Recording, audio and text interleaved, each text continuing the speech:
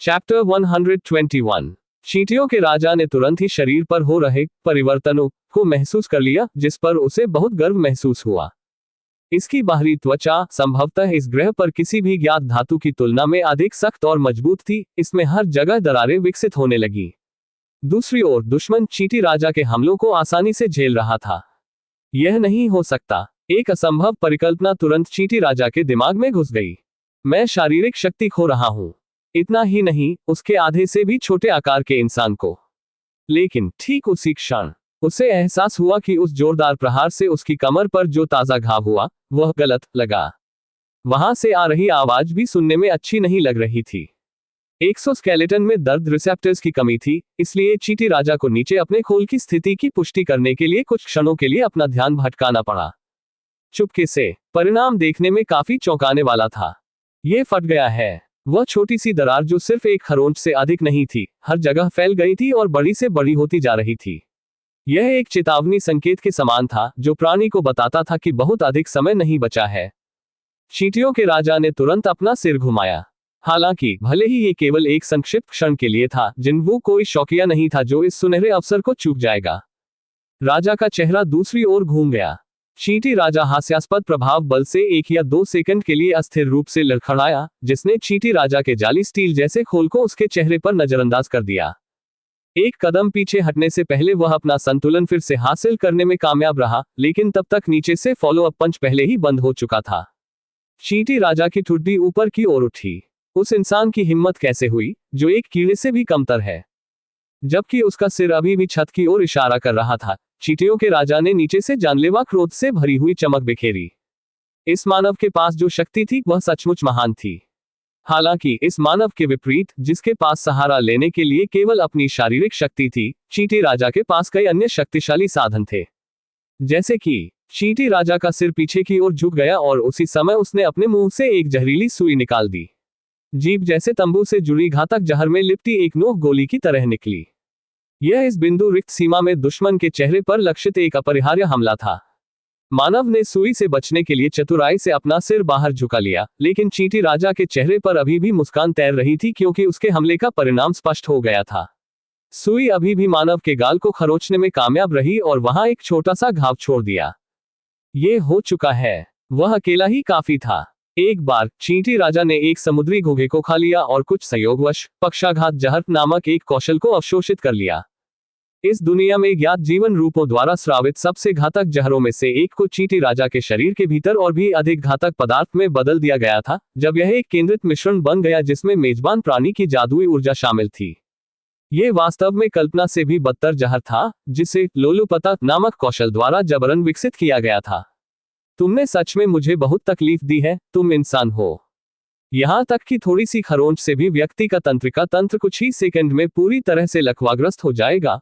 पीड़ित अपने शरीर की सभी संवेदनाएं खो देगा और खुद पर नियंत्रण खो देगा। केवल एक ही चीज शेष रह जाएगी, वह है प्रतिरोध रहित शत्रु को व्यवस्थित रूप से नष्ट करना। जैसे कि जहर अपना काम कर रहा था, मानव ने घबराहट भरी अभिव्यक्ति बनाई। ये सच्चे राजा की शक्ति है। चींटियों का राजा व्यापक रूप से मुस्कुराया और मनुष्य के चेहरे पर तमाचा मारा। तथापि मानव ने अपना बायां हाथ उठाया और उसे अवरुद्ध कर दिया। यह प्रश्न कि वह अभी भी कैसे चल पा रहा है, केवल 1 सेकंड के लिए ही टिक सका।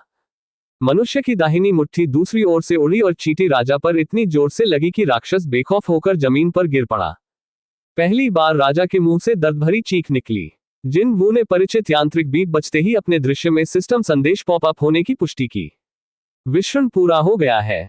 मैं सोच रहा था कि यह सब अकेले क्यों जश्न मना रहा था, लेकिन क्या यही कारण है?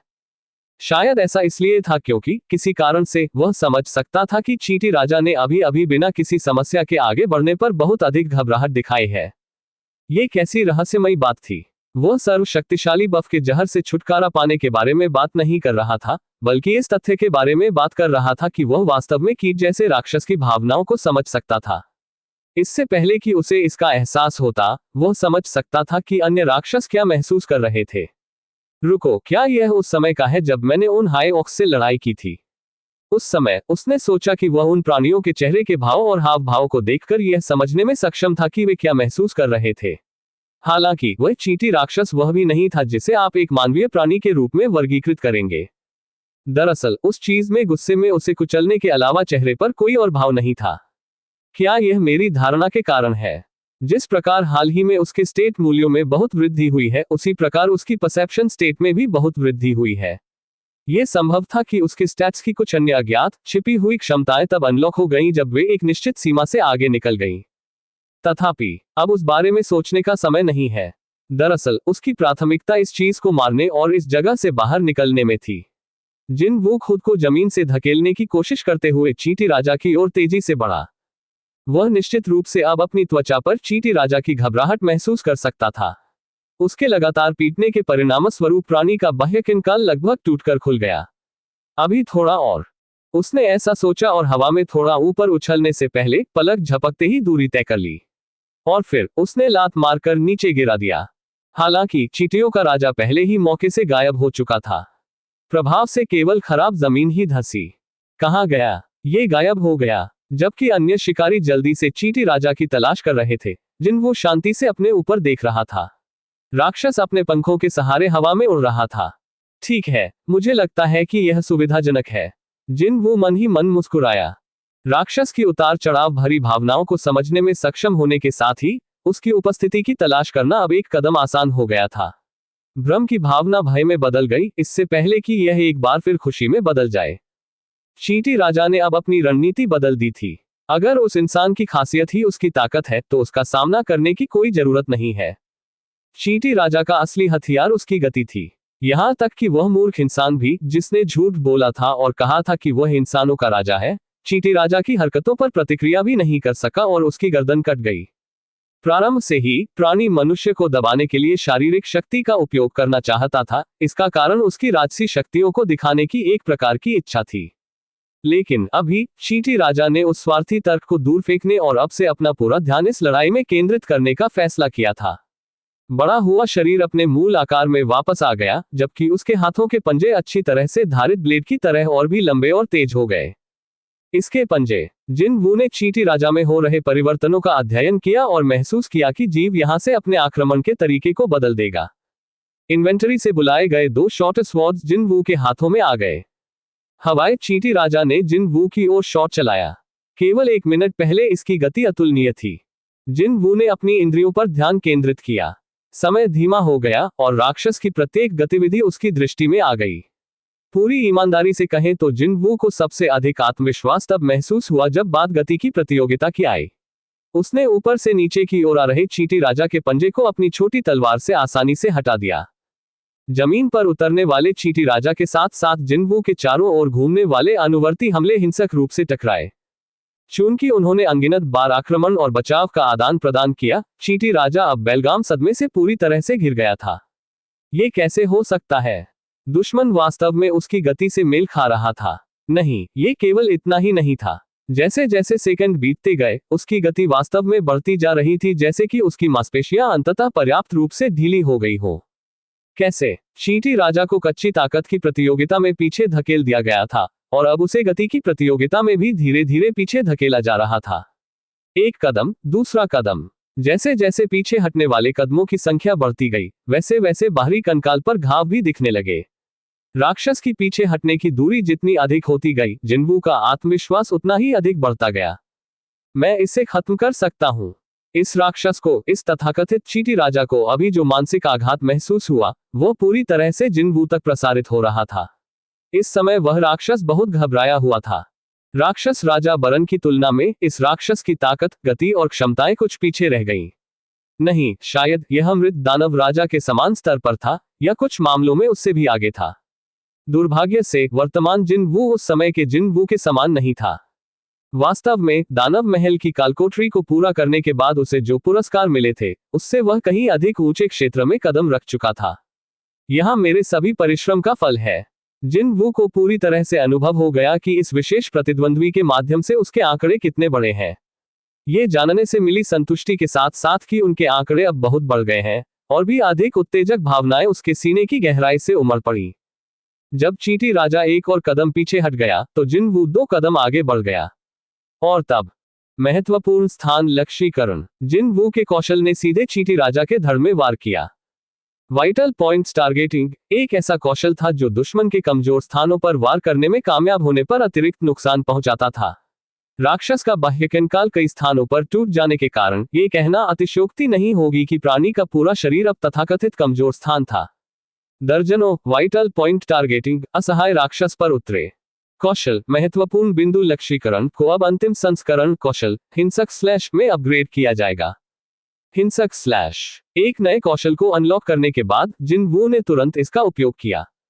तभी उसके शॉर्टस्वर्ड ने तुरंत चींटी राजा के सभी छिद्रों को ढूंढ लिया और सचमुच पलक झपकते ही दर्जनों बार काट डाला। चींटी राजा चिल्लाया। जैसे ही जीव दर्द से छटपटाने लगा, जिनवू ने एक बार फिर अपनी तलवार घुमाई और उसकी बांह काट दी। राक्षस की लंबी काले रंग की भुजा धीमी आवाज के साथ जमीन पर गिर पड़ी। अब तक चींटी राजा ने गर्व या बदला लेने की इच्छा की झलक खो दी थी और जल्दी से हवा में उड़ गया। जीवित रहने की इसकी सहज इच्छा हर चीज पर हावी हो जाती है। दुर्भाग्य से जिनवू ने एक पल की भी राहत नहीं मिलने दी। किसी दूसरे प्राणी के आने का एहसास होते ही चींटी राजा ने पीछे मुड़कर देखा। एक इंसान उड़ रहा है। जिनवू ने रूलर रीच कौशल का उपयोग करके खुद को उछाला और चींटी राजा के पंखों में से एक को काटने के लिए आगे बढ़ा। चींटी राजा भद्दे तरीके से दुर्घटनाग्रस्त हो गया।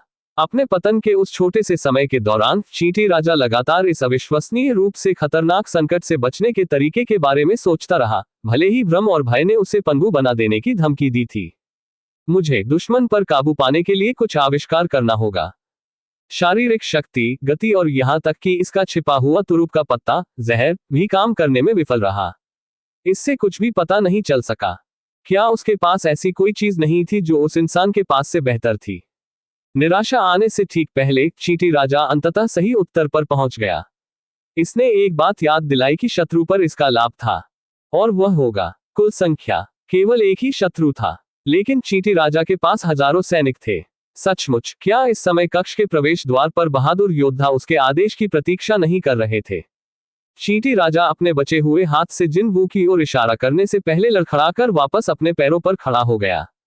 मानो वे उस क्रोध भरी चीख का इंतजार कर रहे थे। चींटियों की लहरें लहरों की तरह कक्ष में आने लगी। राजा चिल्लाता रहा। यह उसके कुचले हुए गौरव को पुनः स्थापित करने के साथ साथ उसके अनगिनत सैनिकों में लड़ने की भावना को जगाने के लिए भी था। और इसलिए जैसे उसने आत्मविश्वास से ढीठ मानव की ओर देखा, उधर से अब एक काली लहर तेजी से निकल रही थी। जाओ। जिनवू ने अपने छाया सैनिकों को एक आदेश जारी किया। युद्ध से पहले उसने जिस संप्रभु क्षेत्र को सक्रिय किया था वह अभी भी सक्रिय था। छाया सैनिक इस कौशल से एक कदम आगे बढ़कर भयावह गति से चींटियों की ओर बढ़े। तेज कदमों की आवाज पूरी चींटी सुरंग में गूंज उठी। और तब तुम भी बाहर आओ। अंत में जिनवू ने फैंग्स को भी बाहर बुलाया। जैसे कि अकेले बुलाए जाने के कारण उसे शर्मिंदगी महसूस हो रही थी, फैंग ने अपने चारों ओर देखा और अपने सिर के पिछले हिस्से को खुजलाया। जिनवू ने अवेरिस के मन के को सौंप दिया और बिना किसी अनिश्चित शब्दों के उसे चेतावनी दी। केवल चींटियों पर निशाना लगाओ, केवल उन पर। अगर आग की एक बूंद भी वहां बैठे इंसानों पर गिरी तो मैं तुम्हें फिर कभी बाहर नहीं बुलाऊंगा। फैंग्स ने उत्साहपूर्वक अपना सिर हिलाया जैसे कि वह बिल्कुल वैसा ही करने के लिए आश्वस्त था। जल्द ही सॉन्ग ऑफ द जॉइंट के साथ फैंग्स बहुत बड़ा हो गया और आग की लपटों के उस विशाल स्तंभ को उगल दिया। हालांकि वह अब तक उसे काफी बार देख चुका था, फिर भी जिनवू इस दृश्य से प्रभावित हुए बिना नहीं रह सका। यह ऐसा है जैसे उसका ज्वाला स्तंभ हर दिन बड़ा होता जा रहा है। क्या इसलिए कि उसका स्तर भी ऊपर उठ रहा था? केवल जिनवू ही ऐसी प्रतिक्रिया दे सकता था क्योंकि उसने ये तमाशा पहले देखा था, लेकिन खैर अन्य लोग पूरी तरह से अलग चीजों के बारे में सोच रहे थे। जिनवू और चींटी राजा के बीच लड़ाई को देखते हुए दूर कोने में छिपे शिकारी अपनी सांसें रोके हुए थे और इस नए राक्षस के उद्भव पर केवल आश्चर्य से हौंफ रहे थे। उनके बीच से भी काफी तीखी प्रतिक्रिया सामने आई। वह उसका बुलाया हुआ प्राणी है। क्या यह एक सम्मन है? इम ताएग्यू ने फैंग्स की ओर इशारा किया और अपनी आवाज उठाई। जहां तक अन्य शिकारियों की बात है, कोई भी उसे उत्तर नहीं दे सका क्योंकि उनके जबड़े उस समय भी जमीन पर टिके हुए थे। हालांकि हर कोई लगभग एक ही चीज के बारे में सोच रहा था। उस चीज को मात्र सम्मन की श्रेणी में कैसे रखा जा सकता है? जिस तरह से वह दिखता था या उसमें जो शक्तियां थीं, उससे वह चीज अब एक साधारण बुलाए गए प्राणी की तरह नहीं दिखती थी, बल्कि एक राक्षस राजा की तरह दिखती थी जो इस धरती पर अवतरित हुआ था। जो भी मामला रहा हो, लपटों के उस निरर्थक स्तंभ ने चींटियों के झुंड को ऐसे भून डाला जैसे कल था ही नहीं। चींटियों का राजा एक बार फिर कांपने लगा। ये है उस इंसान के सिपाही। 1 मिनट से भी कम समय के बाद चींटी राजा के सैकड़ों सैनिक राख और धूल में वाष्पित हो गए। यह कोई रूपक भी नहीं था। चींटी राक्षस आग की उस अजीब स्तंभ के संपर्क में आने से वास्तव में जहां वे खड़े थे वहीं वाष्पित हो गए। सबसे पहली बार के लिए चींटी राजा को अपने जीवन में पहली बार किसी अन्य प्राणी के प्रति सच्चा आतंक महसूस हुआ। इससे एक ऐसी दीवार का भी आभास हुआ जिसे स्केल नहीं किया जा सकता। अंततः चींटी राजा को पता चला कि एक ऐसा शत्रु है जिसे दूर नहीं किया जा सकता, भले ही वह कितनी भी शक्ति का उपयोग करने की कोशिश करे। ये शब्द के हर मायने में पूरी हार थी। लेकिन ऐसा कैसे हो सकता है? मेरा जन्म ताकतवर इंसानों से लड़ने के लिए हुआ है तो क्यों? यही इसकी एकमात्र पुकार थी। इसने उस उद्देश्य के लिए अपने विकास में जल्दबाजी की। इसने उस लक्ष्य को सुविधाजनक बनाने के लिए मानव की शक्तियों को भी अवशोषित कर लिया। लेकिन सोचने के लिए यह अभी भी इस एक इंसान के खिलाफ नहीं जीत सका। चींटियों का राजा कांपने लगा और भागने के लिए पीछे मुड़ा। इसे बस इस इंसान से बहुत दूर भागना था। कम से कम इसी क्षण चींटी राजा के दिमाग से उसके गौरवशाली राज्य और उसके सैनिकों के विचार पूरी तरह से गायब हो गए थे। मृत मनुष्यों में से एक से लिए गए उपचार कौशल का उपयोग करके चींटी राजा ने तुरंत अपने खोए हुए पंख को पुनर्जीवित किया और फिर से हवा में उड़ गया, चाहे वह थोड़ी ही दूर क्यों न हो। लेकिन फिर ऐसा हुआ। अचानक एक शक्तिशाली शक्ति ने उसे नीचे धकेल दिया और चींटी राजा को जमीन पर गिरा दिया। इसने मुंह से शारीरिक तरल पदार्थ उगल दिया। फ्लाई स्वेटर की तरह रूलर रीच कौशल का उपयोग करने के बाद जिन वू तेजी से उस स्थान पर चला गया जहां गिरा हुआ चींटी राजा था। जाहिर है मैं इस आदमी को भागने नहीं दे सकता। यह एक शक्तिशाली राक्षस था। वह इसे अपने छाया सैनिक में बदलना चाहता था, चाहे कुछ भी हो। लेकिन ऐसा करने के लिए इसे मारना सबसे पहला काम है। जिन वू को अपनी ओर आते हुए देखने के बाद चींटी राजा के चेहरे पर अत्यंत भय का भाव छा गया, इतना कि दर्शकों को वह प्राणी लगभग दयनीय लग रहा था। अंत में चींटी राजा उससे दूर जाने के लिए जमीन पर रेंगने लगा। जब वह कोरियाई शिकारियों के साथ खिलवाड़ करने के लिए आगे बढ़ा तो उसने जो अहंकारी गरिमापूर्ण रूप प्रदर्शित किया था वह अब लंबे समय से चला आ रहा है। अब आप बिल्कुल एक कीट की तरह दिखते हैं। जिन वो तेजी से अंदर आए, चींटी राजा की पीठ पर निशाना साधा और अपने कौशल को सक्रिय किया। वाइटल पॉइंट टारगेटिंग नहीं, हिंसक स्लैश। इससे संदेश विंडो खुल गई। आपने अपने शत्रु को मार डाला है। लेवल अप हुआ, लेवल अप हुआ। बहुत अच्छा। जिन वू ने अपनी मुट्ठी भींच ली, लेकिन उसका ये जश्न कुछ देर तक ही चला। सियोंग जिन वू हंटर बेक यूनहो द्वारा उसे पुकारे जाने के बाद वह तुरंत पीछे मुड़ा और पाया कि उसका रंग रूप बेहद खराब था। जिन वू तेजी से उसके पास भागा। चींटी राजा की हार पर खुशी मना रहे अन्य शिकारी रुक गए और अपनी निगाहें बेक यूनहो पर भी केंद्रित कर ली। इस बीच बेक यूनहो ने जिन वू से बात करना जारी रखा। हंटर चाहे इन्हें, जैसा कि उसके अधूरे वाक्य में निहित था, चाहे इनकी जीवन शक्ति इतनी कम हो गई थी कि अब इसे महसूस करना भी मुश्किल था। हालात पहले से भी ज्यादा खराब हो गए थे। जिन वू की अभिव्यक्ति शीघ्र ही कठोर हो गई। समय लगभग समाप्त हो चुका था।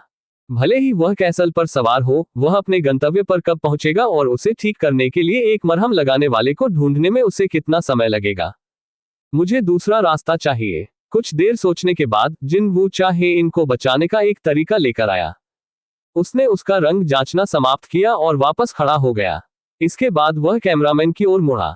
क्या आप 1 या 2 मिनट के लिए कैमरा बंद कर सकते हैं? चैप्टर 122। हाँ, कैमरामैन ने घबराए हुए भाव से जिन वू की ओर देखा। लेकिन जिन वू का चेहरा गंभीर, गहरा गंभीर और अविचल था।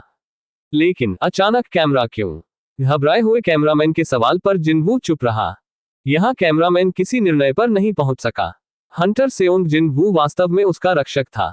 उसने खुशी से उस आदमी के अनुरोध पर ध्यान दिया, खासकर तब जब वह यहाँ दूसरों की जान भी बचा रहा था। हालांकि मुझे कैमरा बंद करने के लिए कहने के लिए ये कहना अतिशयोक्ति नहीं होगी कि हर दक्षिण कोरियाई नागरिक इस समय ये प्रसारण देख रहा होगा। एक प्रसारक के रूप में उन्हें वर्तमान स्थिति में अपने कैमरे पर ऑफ बटन दबाना कठिन लगता था। जब वह इस तरह झिझकने लगा तो जिन वू ने और समय बर्बाद न करने का फैसला किया और बोला, अगर तुम नहीं करोगे तो मैं इसे तोड़ दूंगा।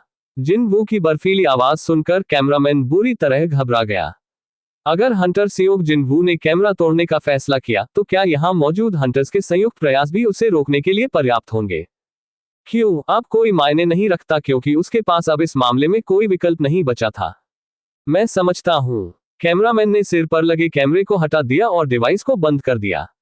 ये पुष्टि करने के बाद कि कैमरे की पावर लाइट चली गई है, जिन-वू ने बेक्यूहो से चाहे इनको वापस ले लिया। मैं कैमरामैन को डराना नहीं चाहता था, लेकिन यदि वह चाहे इनको बचाना चाहता तो उसकी मदद नहीं की जा सकती थी। उसे पकड़ते हुए जिन-वू ने जल्दी से उसके आसपास का निरीक्षण किया। फिर उसने कुछ गहरी सांसें ली और अपनी आंखें बंद कर ली। वह अब क्या करने की कोशिश कर रहा है? शिकारियों का ध्यान अब उस पर था। जल्द ही उसने अपनी आंखें खोली। वह जो खोज रहा था उसका स्थान पाते हुए जिन-वू अचानक घूमा और चींटी सुरंग में गहराई तक चला गया। उसके कदम तेज थे, लेकिन चाहे इनकी वर्तमान स्थिति को ध्यान में रखते हुए उसने कभी भी पूर्ण गति से दौड़ना नहीं छोड़ा। अन्य लोग चकित होकर उसकी पीठ की ओर देखने लगे, इससे पहले कि वे तुरंत उसके पीछे दौड़ने के लिए अपनी बुद्धि को पुनः प्राप्त कर लेते।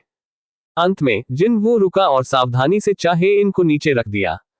फिर उसने उसके आसपास से चींटियों की लाशों के ढेर को हटाना शुरू कर दिया। किसी अप्रत्याशित चीज का पता चलने पर कैमरामैन सबसे पहले आश्चर्य में पड़ गया। अन्य शिकारियों ने भी अपने मुंह से एक अचंभित कर देने वाली आह निकलने दी, क्योंकि मिन ब्यून-गू का ठंडा बिना सिर वाला शरीर वहां था। यह देखने में एक भयानक दृश्य था, जहां उसकी गर्दन के क्षेत्र के ऊपर वस्तुतः कुछ भी नहीं था। तभी उसने यह अनुमान लगाने का साहस किया कि हंटर सेओंग जिन-वू ने कैमरे को काटने की मांग क्यों की। आखिरकार कोई भी उस भयानक दृश्य को देखना नहीं चाहेगा। यहां उपस्थित सभी लोगों में से मिन ब्यून-गू के सबसे करीबी व्यक्ति बेक यून-हो ने अपनी आंखें बंद कर ली और अपना सिर दूसरी ओर घुमा लिया। परंतु फिर जरा ठहरिए, उसे अचानक कुछ ख्याल आया। हंटर सेओंग जिन-वू को कैसे पता चला कि इन सभी मृत राक्षसों के बीच ब्यून-गू कहां था? उत्तर उसके दिमाग में जल्द ही आ गया। किसी विशेष कौशल की सहायता के बिना ऐसा संभव नहीं होता।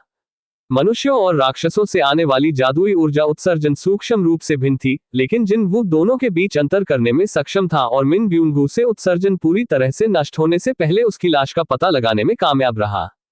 यदि सच है, तो इसे केवल एक आश्चर्यजनक संवेदी धारणा के रूप में वर्णित किया जा सकता है। ऐसा कार्य बेक यून-हो की आइज ऑफ द बीस्ट के लिए भी असंभव होगा, जिसे उस तरह के काम के लिए एक विशेष विशेषता माना जाता था। अपने विचार इस बिंदु तक पहुंचने के बाद बेक यून-हो ने अपना सिर वापस जिन-वू की दिशा में स्थानांतरित कर दिया। यहां तक कि ब्यून-गू की अंतिम उपस्थिति उसके बुरे सपने में गहराई से अंकित होने के जोखिम पर भी बेक यून-हो अपनी दो आंखों से देखना चाहता था कि आगे क्या होगा। हंटर सेओंग जिन-वू, आप क्या करने की कोशिश कर रहे हैं? जैसे ही उसने जिन-वू, मिन ब्यून-गू और चाहे इनके बीच अपनी निगाहें डाली, उसके माथे पर ठंडे पसीने की बूंदें उभर आईं। इस बीच जिन-वू ने मिन ब्यून-गू की स्थिति पर करीब से नजर डाली। लाश से काला धुआं उठ रहा था, मतलब इस पर शैडो एक्सट्रैक्शन करना संभव था, और निश्चित रूप से चयनित लक्ष्य पर छाया निष्कर्षण करना संभव है।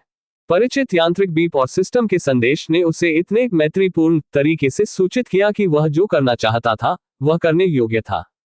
निस्संदेह जिन-वू इस तथ्य से परिचित था कि हंटर मिन ब्यून-गू को एक छाया सैनिक में तब्दील किया जा सकता है, जब उसने उसके दुर्भाग्यपूर्ण भाग्य के बारे में सुना। केवल इतना कि उसे ऐसा करने का मन नहीं था, एक निर्दोष व्यक्ति को मरे हुए व्यक्ति में बदलना और उसे एक सैनिक के रूप में उपयोग करना। भले ही लाश किसी रैंक एस हंटर की हो, फिर भी वह इस विचार को सिरे से खारिज कर देगा। यह कोई ऐसी चीज नहीं थी जो एक इंसान को करनी चाहिए। जिन-वू ने चाहे इनके धीरे धीरे पीले पड़ रहे चेहरे को देखा। यह सबसे अच्छा तरीका है। क्या होगा यदि ऐसी स्थिति में जहां हर सेकंड मायने रखता है, वह गंभीर रूप से घायल लोगों को दक्षिण कोरिया के सर्वश्रेष्ठ उपचारक को सौंप सकता है? यहां सोचने की भी क्या बात थी। यदि निर्णय स्वयं मिन ब्यून-गू पर छोड़ दिया गया होता, तो उसने 100 में से 100 बार एक ही कॉल किया होता।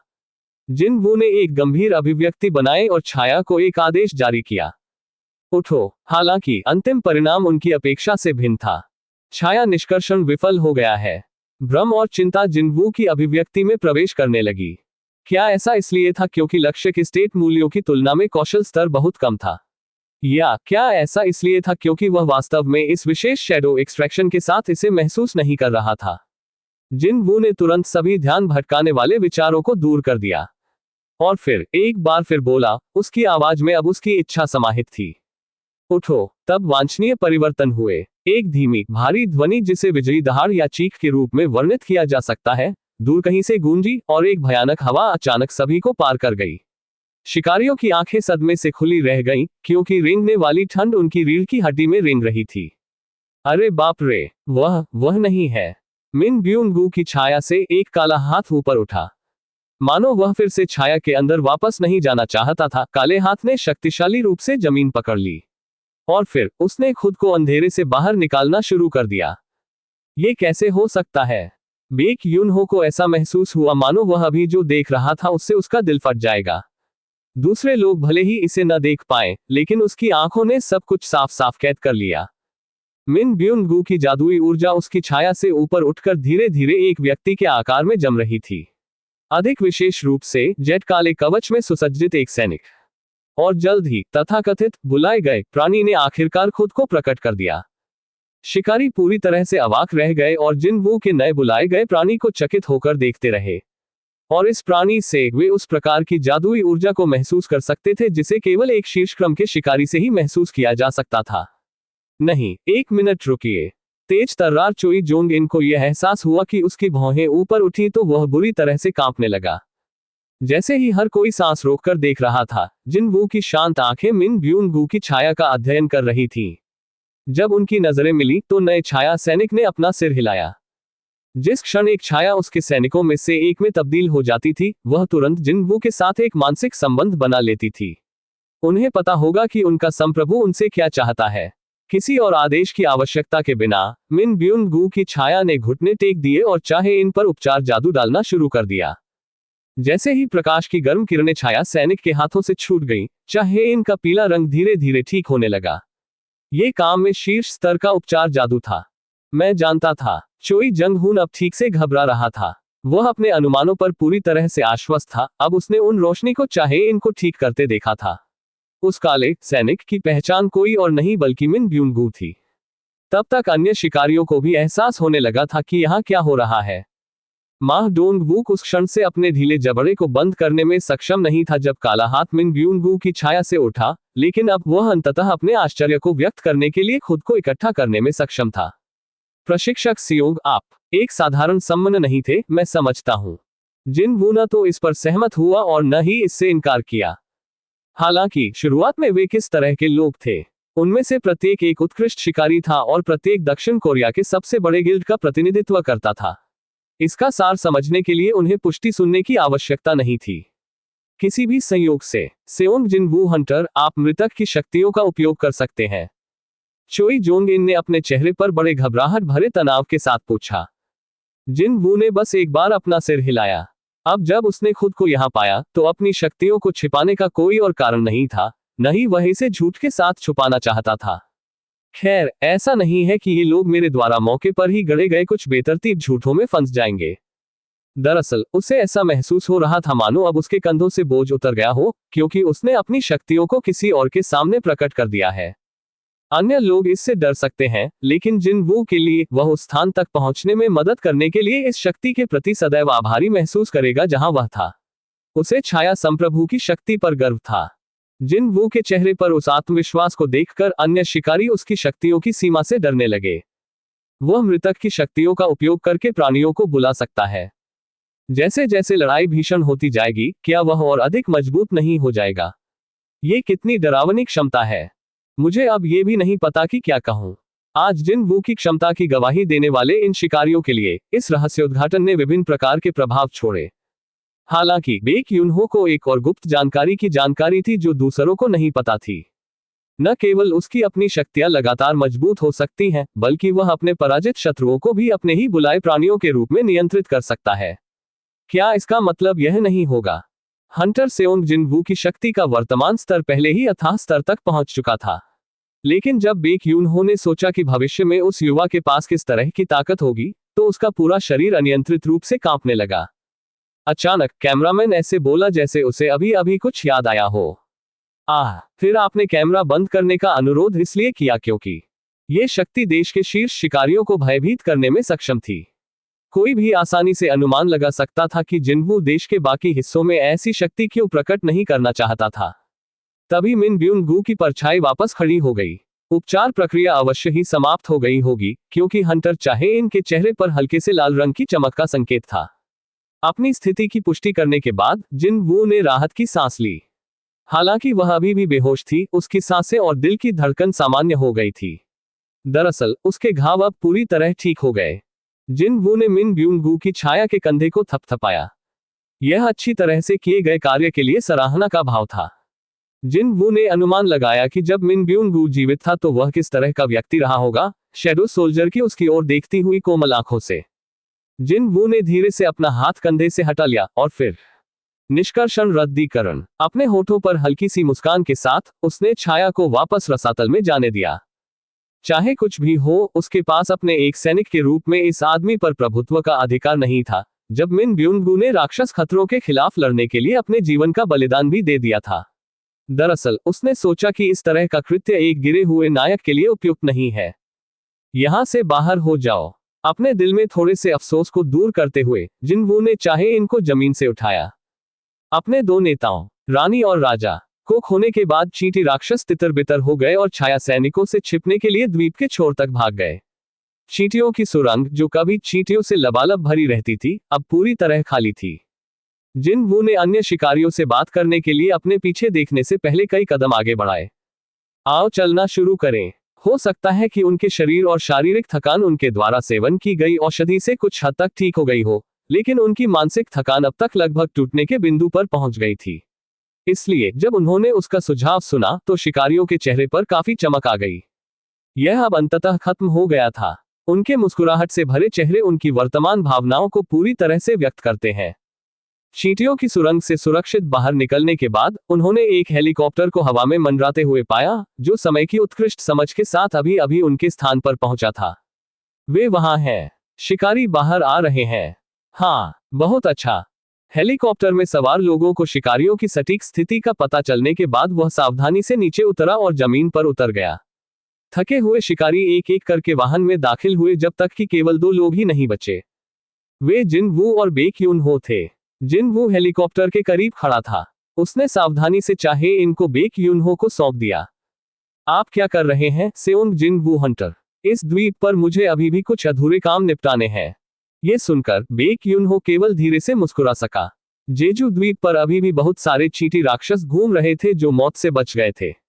यदि कुछ अन्य लोग कहते कि वे यही रहना चाहते हैं, तो बेक यून हो ने उनकी विवेकशीलता पर सवाल उठाया होता, लेकिन उनकी आंखों के सामने वाला व्यक्ति निश्चित रूप से उस समूह में शामिल नहीं था। राक्षसों से लड़ने के लिए आपको एक राक्षस की आवश्यकता है।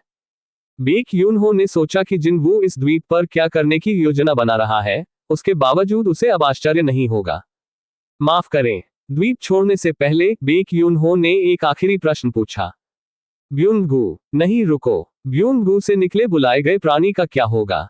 क्या वह आपका सैनिक बनकर रहेगा और लड़ना जारी रखेगा? जिन वू ने अपना सिर हिलाया। मैंने सम्मान रद्द कर दिया है। उसे दोबारा देखना संभव नहीं होगा। बेक यून हो ने अपना सिर हिलाया और एक संतुष्ट मुस्कान बनाई। कि एक राहत की बात है।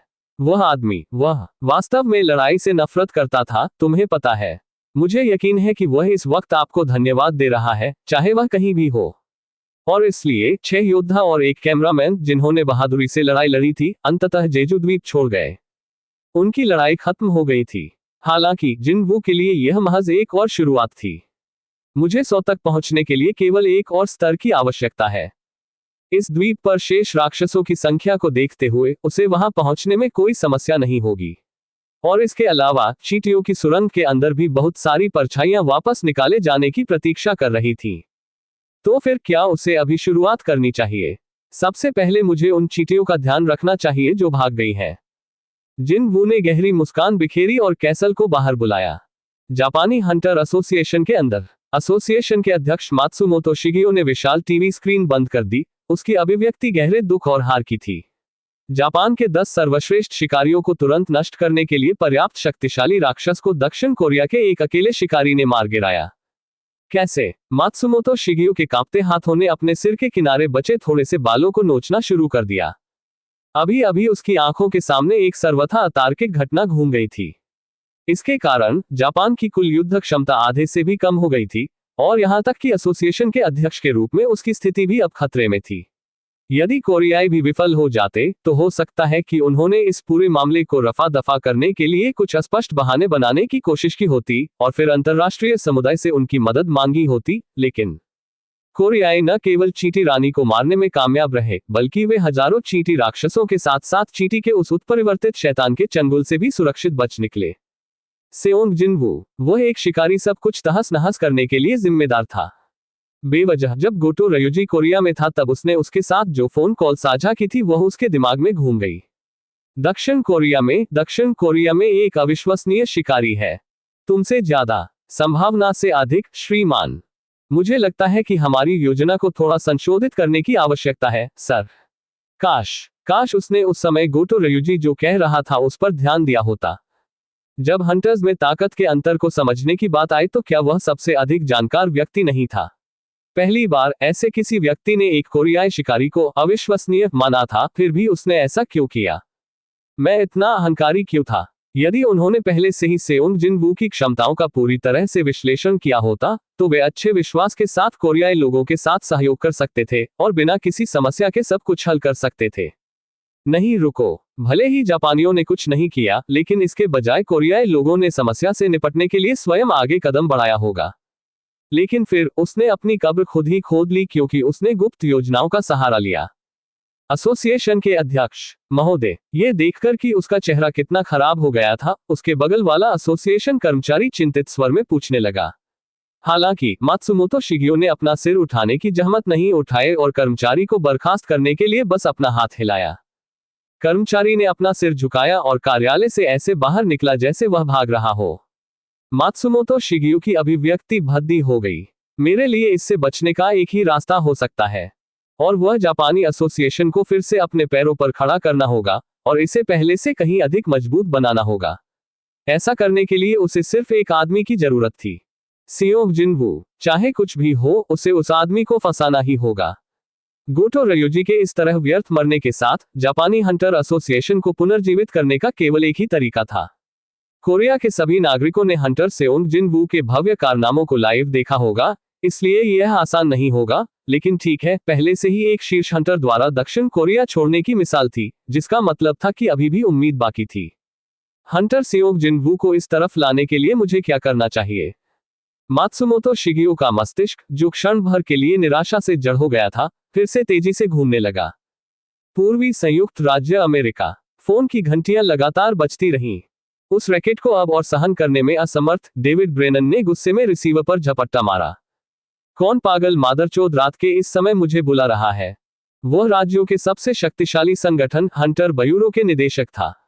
खुद से यह वादा करते हुए कि अगर यह एक शरारतपूर्ण कॉल निकली तो विधि या लागत की परवाह किए बिना कुतिया के पिल्ले को ढूंढेंगे और उसे जेल की कोठरी में डाल देंगे, उसने तीखी आवाज में कॉल का उत्तर दिया।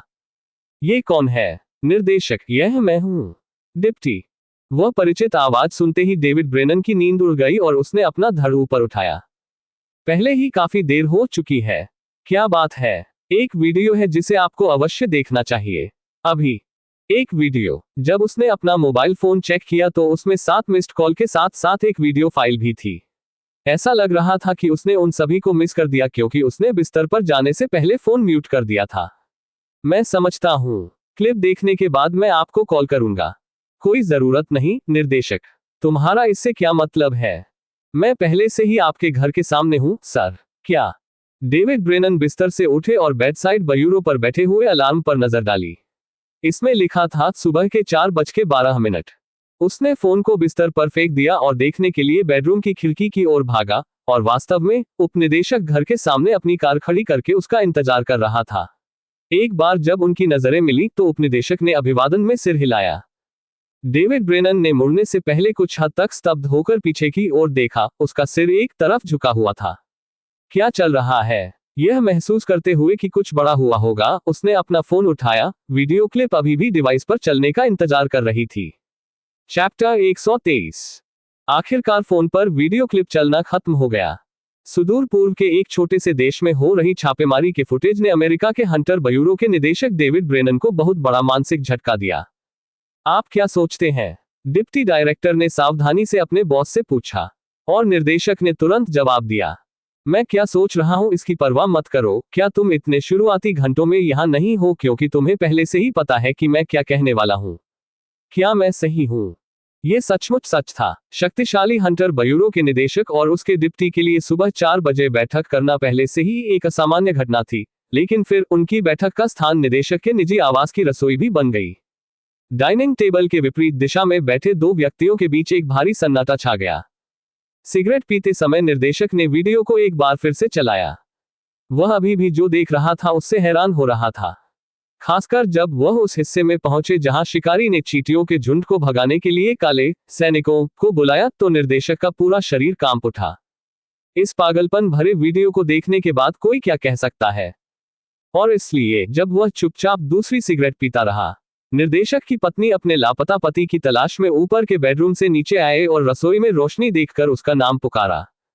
डेव, क्या सब ठीक है? जब निर्देशक ने बिना शब्द कहे अपने हाथ से इशारा किया तो पत्नी शयन कक्ष में वापस जाने से पहले 1-2 क्षण के लिए चिंतित होकर उसकी ओर देखती रही।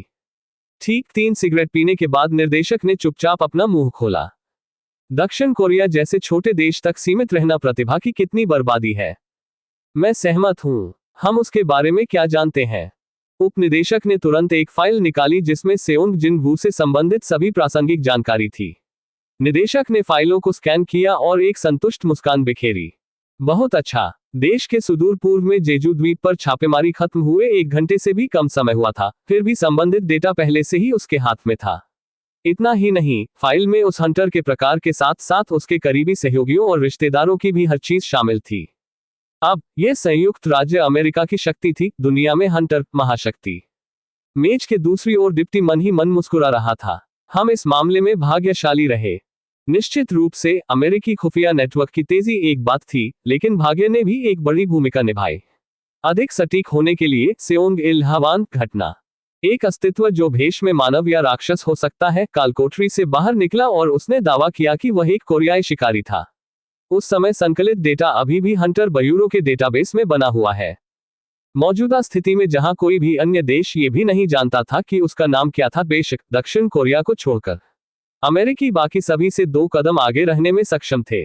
ईश्वर अमेरिका को आशीर्वाद दे। वास्तव में यदि यह स्वर्ग उनकी सहायता नहीं कर रहा था तो क्या था? हालांकि इस तरह के एक छोटे से भाग्यशाली संयोग पर सब कुछ परेशान करने से काम नहीं चलेगा। नहीं, जब एक भाग्यशाली संयोग को वास्तविक अवसर में बदलने की बात आती है तो ये सब इसमें शामिल व्यक्तियों की क्षमताओं पर निर्भर करता है। डिप्टी ने काफी गंभीर भाव व्यक्त किया।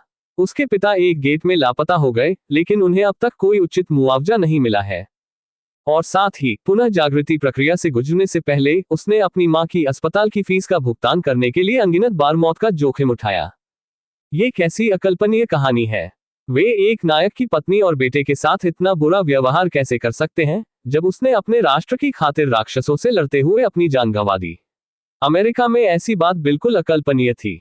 और ठीक है, ये पुष्ट जानकारी नहीं है, लेकिन डायरेक्टर ने फाइलों से नजर हटा ली। डिप्टी ने सस्पेंस बनाने में अपना समय लिया और अंततः बुदबुदाया। जाहिर तौर पर उसने अभी तक किसी भी गिल्ड के साथ साइन अप नहीं किया है। अब उस खबर ने निर्देशक के कान और भी ज्यादा खड़े कर दिए। चेहरे पर उदासी का भाव लाते हुए उसने फाइल बंद कर दी। ये हवांग डोंगसू के मामले से बिल्कुल अलग मामला है। जब उस परिचित नाम का जिक्र हुआ तो डिप्टी की आंखों की चमक बदल गई।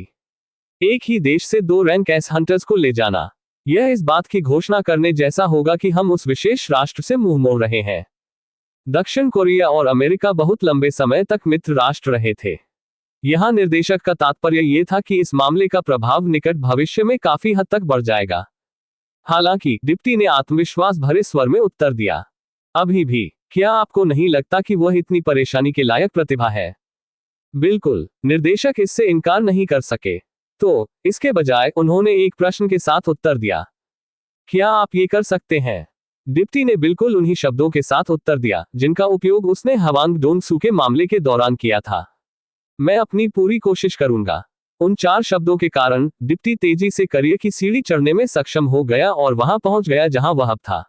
जहां तक उस आदमी का सवाल है जिस पर उपनिदेशक की नजरें टिकी थीं।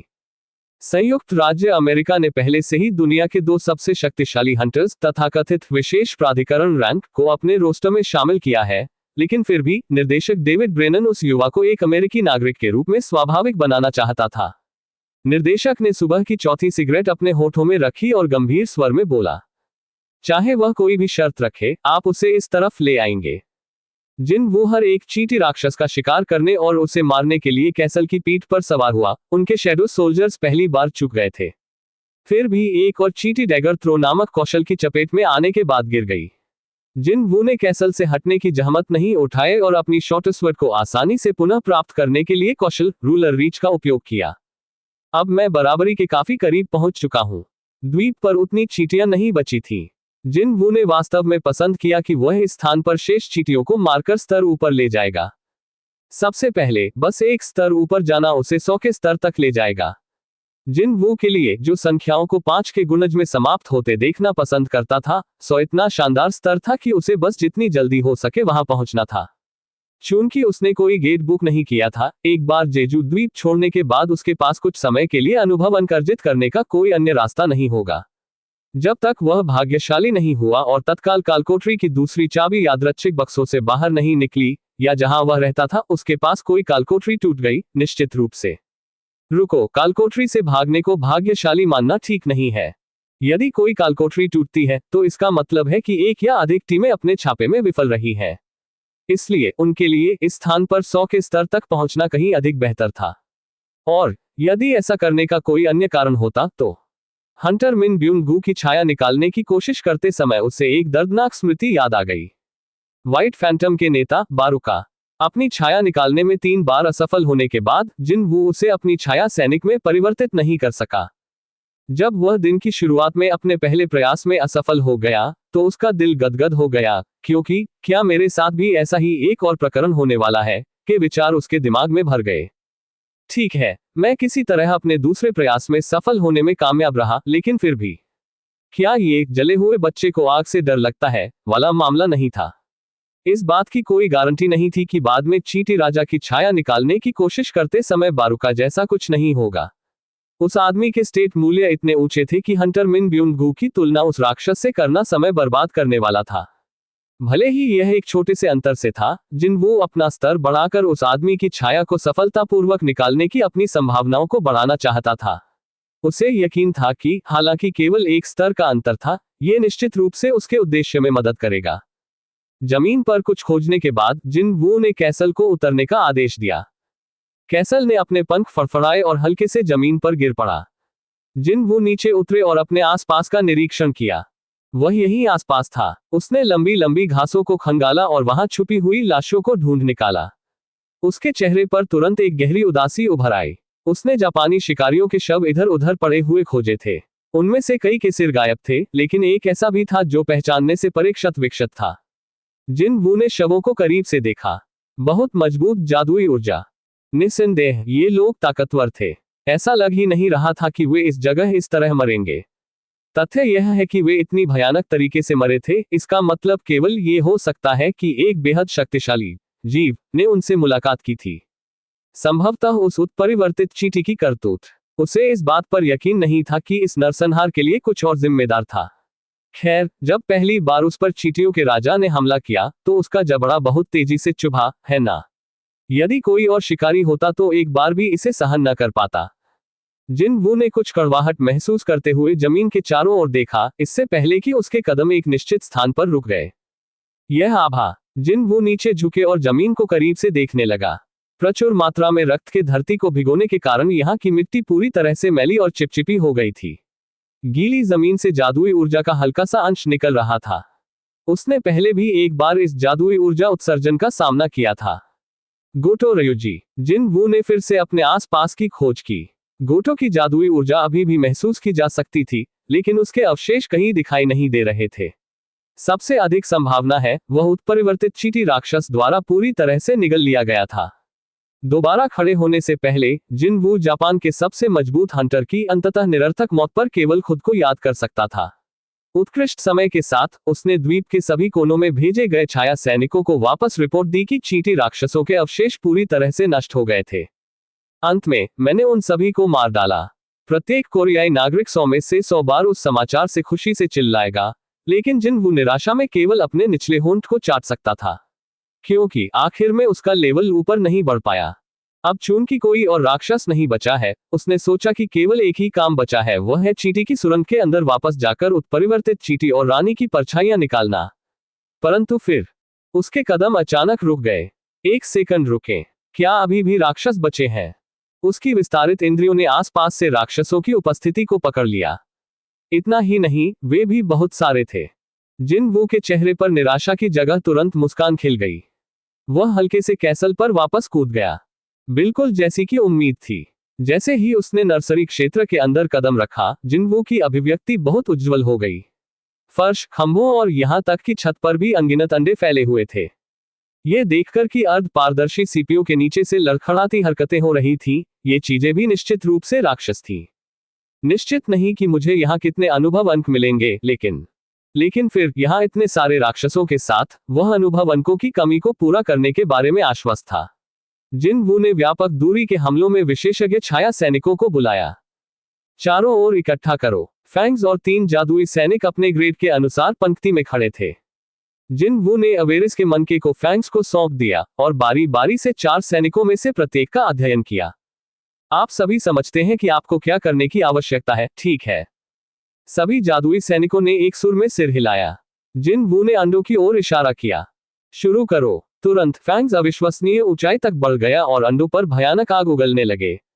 अन्य जादुई सैनिकों ने अपना जादू समाप्त कर लिया और आग की बड़ी गेंदों को इधर उधर फेंकना शुरू कर दिया।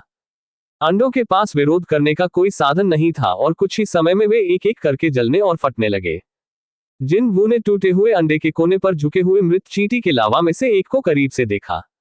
उसने लावा के पिघले हुए खोल के ठीक नीचे वयस्कता के करीब एक चींटी की लाश की खोज की। जैसा कि बाद में पता चला, उसने उनमें से हर एक को बिना किसी अपवाद के पंखों की एक जोड़ी के साथ देखा। यदि ये चीजें परिपक्वता तक पहुंच गईं और उस उत्परिवर्तित चींटी को आगे करके समुद्र पार कर गईं, तो भले ही रानी को सफलतापूर्वक अधीन कर लिया गया था, दक्षिण कोरिया और जापान दोनों को जबरदस्त नुकसान हुआ होगा। कितनी राहत की बात है कि वह उसे वास्तविकता बनने से रोकने में सक्षम था। जिन वू ने देखा कि उसके लड़के बाल्टी भर पसीना बहा रहे थे और उसने दानव राजा के लॉन्गस्वॉर्ड को इन्वेंटरी से बाहर बुलाया। क्या मुझे ये करना चाहिए? हर बार जब वह इस शांत दिखने वाली नीले रंग की लंबी तलवार को चलाता था, तो ब्लेड से बिजली की किरणें फूटने लगती थी। उसने दानव राजा बरन को दानव के महल में हराने के बाद इसे इन्वेंटरी के अंदर संग्रहित किया था। एक कारण था कि वह अपने मुख्य हथियार खंजर शॉर्टस्वर्ड के बजाय इस लंबी तलवार को बाहर लाया। लॉन्गस्वॉर्ड की अतिरिक्त जादुई विशेषता के कारण जब जिन वू ने ऊर्जावान ढंग से तलवार घुमाई, सभी जगह जोरों से बिजली कड़कने लगी और नीले रंग का तूफान शुरू हो गया। ओह! जिन वू के चेहरे पर एक विस्तृत मुस्कान आ गई। हालांकि वह विनाशकारी शक्ति या अतिरिक्त स्टंट प्रभाव को दोबारा नहीं बना सका जैसा कि दानव राजा ने प्रदर्शित किया था, फिर भी यह इन चींटियों के अंडों को जलाने के लिए पर्याप्त से अधिक था, ये निश्चित है। क्या इन्वेंटरी के अंदर छोड़ना बहुत बेकार नहीं है? क्योंकि वह पहले से ही खंजर से बहुत परिचित था, वह शायद निकट भविष्य में कभी भी इस तलवार का उपयोग नहीं करेगा, लेकिन फिर भी उसे लगा कि यह हथियार इतना अच्छा था कि उसे उसकी सूची में भुलाया नहीं जा सकता था। इसलिए उसने इन अंडों से कुश्ती लड़ते हुए कितना समय बिताया। आखिरकार उसे परिचित और बहुत स्वागत योग्य यांत्रिक बीप सुनने को मिली। लेवल अप हुआ। अंत में जिन वो प्रसन्नता से चिल्लाया। निस्संदेह भीतर से उसने तुरंत दानव राजा की लॉन्गस्वॉर्ड को इन्वेंटरी के अंदर वापस कर दिया और सीधे चींटी रानी के कक्ष में चला गया और अपने छाया सैनिकों को मोप अप ऑपरेशन छोड़ दिया। उसने पाया कि परिवर्तित चींटी राक्षस अभी भी उसी स्थान पर मृत पड़ा हुआ है। जिन वो उसके बगल में खड़ा था। इस रूपांतरित चींटी को अपनी छाया सैनिक में बदलने की तीव्र इच्छा से उसका दिल पहले से ही जोर जोर से धड़कने लगा था। तथापि उसने जान लिया था कि हंटर मिन ब्यून गू की छाया पाने के उसके प्रयासों के दौरान एकाग्रता की शक्ति अत्यंत महत्वपूर्ण थी।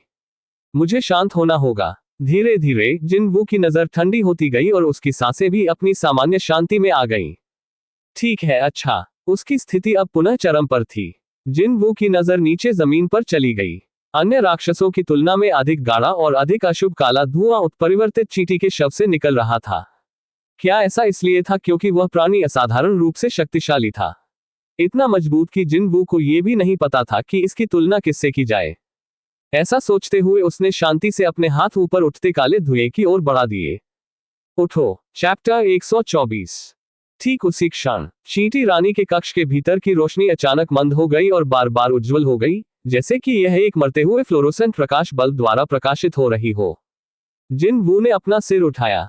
चींटी रानी की मदद के लिए चोई जोंग इन ने प्रकाश की जो बड़ी गेंद छत पर तैराई थी, वह अब स्पष्ट रूप से टिमटिमा रही थी। क्या जादू खत्म होने वाला है? पहले तो उसने बिना सोचे समझे ऐसा ही सोचा। हालांकि अभी 1 घंटा भी नहीं हुआ था जब कोरियाई शिकारियों ने इस कक्ष के अंदर कदम रखा था। तो जादू पहले से ही कैसे खत्म हो सकता है? इतना ही नहीं, क्या यह एक रैंक एस मैच द्वारा किया गया जादू नहीं था ताकि वह और उसके सहयोगी इस संभावित घातक छापे को सुरक्षित रूप से अंजाम दे सके? ऐसी बात किसी भी तरह से सच नहीं हो सकती थी। उस मामले में ये हो सकता है। क्या उत्परिवर्तित चींटी पर किया गया छाया निष्कर्षण इसका कारण हो सकता है? जैसे ही यह विचार उसके मन में आया, आसपास पूरा अंधेरा हो गया। वह अभी भी अपने परसेप्शन स्टेट की बदौलत अपने चारों ओर देख पाएगा, अगर कहीं से कोई टुकड़ा प्रकाश का एक निशान आ रहा हो। लेकिन इस सर्वव्यापी अंधेरे ने इसकी इजाजत भी नहीं दी। 1 या 2 सेकंड बाद हुआ होगा। अंधेरा छंटने से पहले केवल कुछ ही क्षणों के लिए रुका, उसकी आंखों के ठीक सामने खड़ी उत्परिवर्तित चींटी को प्रकट करने के लिए। जिन वो बड़े जोर से झेप गया और 1 कदम पीछे हट गया। यदि सिस्टम संदेश यह न कहता कि शैडो एक्सट्रैक्शन सफल रहा, लगभग उसी समय दिखाई दे रहा होता, तो वह शायद ये सोचते हुए चिल्लाता कि चींटी वापस जीवन में आ गई है या ऐसा ही कुछ। वाह, इससे मुझे आश्चर्य हुआ। जिन वू ने राहत की सांस ली। अब जब उसने शांति से 1 कदम दूर से प्राणी पर एक और नजर डाली, तो यह निश्चित रूप से उस समय से थोड़ा अलग दिख रहा था जब वह अभी भी जीवित था। उसके शरीर से लगातार काले धुएं की धाराएं ऊपर उठ रही थी। तो यह उस चींटी राक्षस की छाया है। वह ये नहीं बता सका कि इसके मूल आंकड़े कितने बदल गए थे, लेकिन कम से कम इससे जो अशुभ आभा उत्पन्न हुई थी, वह कुछ स्तरों तक ऊपर चली गई प्रतीत होती है। जिन वो चींटी की छाया के सामने खड़ा था, वह इसके विशाल जादुई ऊर्जा भंडार को स्पष्ट रूप से महसूस कर सकता था। रूपांतरित चींटी का उसका सैनिक बनना अंततः उसे अब वास्तविक लगा, जब वह प्राणी के ठीक सामने खड़ा हो सकता था और उसकी जादुई ऊर्जा को इस तरह महसूस कर सकता था। वह शांत रहना चाहता था, लेकिन उसके होठों के कोने ऊपर की ओर मुड़ते रहे। उसका दिल उस बच्चे की तरह पागलों की तरह धड़क रहा था, जिसके हाथ कोई खिलौना लग गया हो, जिसे वह अपने पास रखना चाहता था। जल्द ही छाया की जानकारी उसके सामने आ गई। परछाई के सिर के ऊपर तैरती जानकारी पढ़ते ही जिन वू की आंखें सिकुड़ गईं। Unknown LV.1 commander grade. Jin Woo ने अपने ग्रेड की पुष्टि करने के बाद अपनी मुट्ठियां कसकर बंद करना शुरू कर दिया। एक नया अभी अभी सामने आया है। इसका मतलब केवल ये हो सकता है कि इस आदमी के पास उस तरह की शक्ति थी जो उसके अन्य सैनिकों की तुलना में दूसरे क्षेत्र में थी। ठीक है, जब ये जीवित था तब इसकी मूल क्षमताओं पर विचार करते समय ये स्पष्ट है। केवल नए ग्रेड के नाम से ही पता चलता है कि यह सैनिक आपका औसत सामान्य सैनिक नहीं था। यह उसके परिश्रम का फल था कि उसने इस छाया को पाने के लिए इतनी कड़ी मेहनत की थी। यह तब था। उसकी नजर जिन वू से मिलने के बाद छाया घुटनों के बल बैठ गया। बिना किसी संदेह के पूर्ण निष्ठा जिसने अन्य सभी छाया सैनिकों को प्रभावित किया, वह इस व्यक्ति पर भी लागू होती है। अच्छा, अगला पड़ाव चींटी रानी। जिन वू ने एक संतुष्ट मुस्कान बनाए और घूम गया। परंतु फिर, ओह मेरे राजा! अपने पीछे से आती आवाज सुनकर जिन वू के कदम अचानक रुक गए। उसने कभी नहीं सोचा था कि वह इतनी आसानी से डर जाएगा, लेकिन कम से कम इस पल में उसे ऐसा महसूस हुआ जैसे उसके दिल में गहरी चोट लग गई थी। क्या यह श्रवण मतिभ्रम हो सकता है? जिन वू ने अपने पीछे देखा। ऐसा किए बिना भी वह अपनी तीव्र इंद्रियों से बता सकता था कि चींटी की छाया के अलावा वहां कुछ भी नहीं है। वह छाया अभी भी जमीन पर घुटनों के बल बैठी थी, उसका सिर गहराई से झुका हुआ था। जिन वू ने धीरे धीरे घूमकर छाया का अध्ययन किया। क्या वह आप थे? छाया ने अपना मुंह खोला मानो वह इसी क्षण की प्रतीक्षा कर रही हो। कृपया मुझे एक नाम दें। हालांकि यह थोड़ा अस्पष्ट लग रहा था, लेकिन चींटी की छाया निश्चित रूप से उससे बात कर रही थी। शिकारियों वाला हेलीकॉप्टर सीधे सियोल शहर की ओर चला गया। एसोसिएशन के अध्यक्ष गो गन हुई उत्सुकता से उनके आगमन का इंतजार कर रहे थे, इसलिए जब हेलीकॉप्टर हंटर्स एसोसिएशन पर स्थित लैंडिंग पैड पर उतरा, तो वह तुरंत व्यक्तिगत रूप से वहां गए और वाहन का दरवाजा खोला। चाहे इनकी हालत कैसी है, सभी शिकारियों की निगाहें उस ओर चली गईं जहां चाहे इन थी। उसे अभी भी होश नहीं आया था और वह हेलीकॉप्टर के फर्श पर बिछे कंबल के ऊपर लेटी हुई थी। जल्दी करो। इस तरह जैसे ही गो गन हुई ने अपना आदेश जारी किया, लैंडिंग पैड के ठीक बाहर इंतजार कर रहे 2 रैन के हीले तेजी से आगे बढ़ गए। लेकिन जब उन्होंने उसकी स्थिति की जांच शुरू की, उन्होंने एक दूसरे पर हैरानी भरी निगाहें डाली। क्या चल रहा है? जब गो गन हुई ने उनसे पूछा, तो उन्होंने लगभग एक ही समय में उत्तर दिया, जिससे ये बताना मुश्किल हो गया कि सबसे पहले अपना मुंह किसने खोला था। वह कहीं भी घायल नहीं हुई है। वह बिल्कुल सामान्य है। क्या आप कह रहे हैं कि अब हंटर चा का इलाज करने की कोई जरूरत नहीं है? चिकित्सकों ने सिर हिलाया। उन्होंने खुद को थोड़ा और समझाया भी। ये निश्चित नहीं है कि यह किसने किया, लेकिन वास्तव में उस पर अविश्वसनीय उपचार जादू डाला गया था। उसके कारण हमें यहाँ कुछ भी करने की आवश्यकता नहीं है, श्रीमान। गोह गनहुई अब वास्तव में घबराहट महसूस कर रहे थे। जब उन्होंने आखिरी बार लाइव प्रसारण के माध्यम से चाहे इनकी स्थिति की पुष्टि की, तो उनकी चोटें काफी गंभीर लग रही थी। और उन्हें मिली एक रिपोर्ट से यह भी पता चला कि उनकी हालत इतनी खराब थी कि वह अब तक होश में नहीं आ सकी है। यही कारण है कि उन्होंने तत्काल कुछ रैंक के चिकित्सकों की खोज की और उन्हें यहां स्टैंड बाय पर रखा। पर अब उसे ठीक करने की कोई जरूरत नहीं है। गोह गनहुई ने अपनी निगाहें स्थिर चाहे इन पर घुमाई। निश्चित रूप से उसका रंग इतना बुरा नहीं लग रहा था। ऐसा लग रहा था मानो वह गहरी नींद में सो रही हो। कैमरा बंद होने के बाद क्या हुआ? गोह गनहुई ने असमंजस में अपना सिर झुका लिया। उनके पास वहां कोई उपचारकर्ता भी नहीं था। आखिरकार उनके एकमात्र उपचारकर्ता मिन ब्यून गु को एक भयानक भाग्य का सामना करना पड़ा। गोह गनहुई ने टीम लीडर माह डोंग वूक से पूछा, वहां क्या हुआ हंटर माह? वह है। जैसे ही माह डोंग वूक दुविधा में पड़ गया, सोच रहा था कि उसे इस स्थिति को कैसे समझाना चाहिए, हीलर्स में से एक ने जल्दी से चिल्लाया, वह जाग रही है। एक पल में सभी का ध्यान उस पर केंद्रित हो गया। गोह गनहुई ध्यान से उसके सिर के पास बैठ गए और उससे पूछा, चा हंटर निम, क्या आप मुझे सुन सकती हैं? चा हेन ने धीरे से अपनी आंखें खोली। कहाँ हूं मैं? आप हेलीकॉप्टर के अंदर हैं। वर्तमान में ये हंटर्स एसोसिएशन पर आ गया है और हम आपको जल्द ही अस्पताल ले जाने की योजना बना रहे हैं। एक अस्पताल। गहरी सांस लेने से पहले चाहे इन ने संक्षेप में अपने चारों ओर देखा। हंटर सियोंग जिनवू की गंध उसके पूरे शरीर में व्याप्त हो गई थी। उसने गोह गनहुई को निस्पंद आंखों से देखा। क्या सियोंग जिनवू वहां दिखा? ऐसा माना जा रहा था कि वह इस पूरे समय बेहोश रहेगी, इसलिए जब उसने सियोंग जिनवू का नाम लिया तो अन्य सभी शिकारी आश्चर्यचकित रह गए। मौखिक उत्तर के बजाय गोह गनहुई ने धीरे से अपना सिर हिलाया।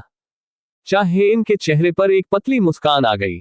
मैं ये जानती थी, यह कोई सपना नहीं था। चाहे इन थोड़ी देर के लिए जाग गई थी, लेकिन वह फिर से गहरी नींद में सो गई। यह पुष्टि करने के बाद कि उसकी सांसें स्थिर हैं, गोह गनहुई ने अपने अधीनस्थों को उसे अस्पताल ले जाने का आदेश दिया ताकि उसे कुछ आवश्यक आराम मिल सके। तभी उन्हें ध्यान आया कि हंटर सेओंग जिनवू हेलीकॉप्टर में नहीं था। उसने अपनी निगाह वापस माह डोंग वूक पर लगा दी। वैसे सियोंग जिनवू कहाँ है? पक्ष की ओर से उस प्रश्न को सुनने के बाद बे क्यूनहो तुरंत उत्तर देने के लिए आगे आया। हंटर सियोंग जिनवू, उसने पीछे रहना चुना। तुम्हारा क्या मतलब है? गोह गनहुई ने किसी ऐसे व्यक्ति की अभिव्यक्ति बनाई जो समझ नहीं सका। जहां तक उन्हें पता था, जादुई ऊर्जा इंजन से सुसज्जित यह हेलीकॉप्टर इस स्थान तक पहुंचने के लिए जेजू द्वीप से बिना रुके उड़ान भरता था। यात्रा के बीच में इसने कोई रुकावट नहीं डाली, तो आखिर उस आदमी ने पीछे रहने का फैसला कहां किया? गोह गनहुई ने फिर पूछा। उसने कहां पीछे रहना चुना? उसने मुझे बताया कि जेजू द्वीप पर उसे अभी भी व्यवसाय की देखभाल करनी है। क्या आप कह रहे हैं कि वह पहली बार में हेलीकॉप्टर पर चढ़ा ही नहीं? जबकि गोह गनहुई ने काफी घबराते हुए पूछा। बे क्यूहो ने शर्म से मुस्कुराया और अपना सिर हिलाया। हाँ, ऐसा कैसे है कि आप बात करने में सक्षम है? चींटी की छाया जिनवू के सवालों का जवाब देती रही, लेकिन अफसोस उनमें से किसी ने भी ज्यादा मदद नहीं की। चींटी राक्षस छाया की तरह बात कर सकता था क्योंकि वह जानता था कि जब वह जीवित था तो कैसे बात करनी है। क्या ऐसा हो सकता है? नहीं, रुको। जिनवू ने अपना सिर हिलाया। इससे पहले कि वह अब भरोसेमंद शूरवीर आयरन में बदल जाए, पूर्व शिकारी किम चेओल न केवल बोलना जानता था, बल्कि वह वास्तव में पहले स्थान पर एक इंसान था। फिर भी आयरन के साथ बातचीत करना अभी भी असंभव था। मिन ब्यून गु के साथ भी यही कहानी थी। शून्य में लौटने से पहले वह एक भी शब्द बोलने में असमर्थ था।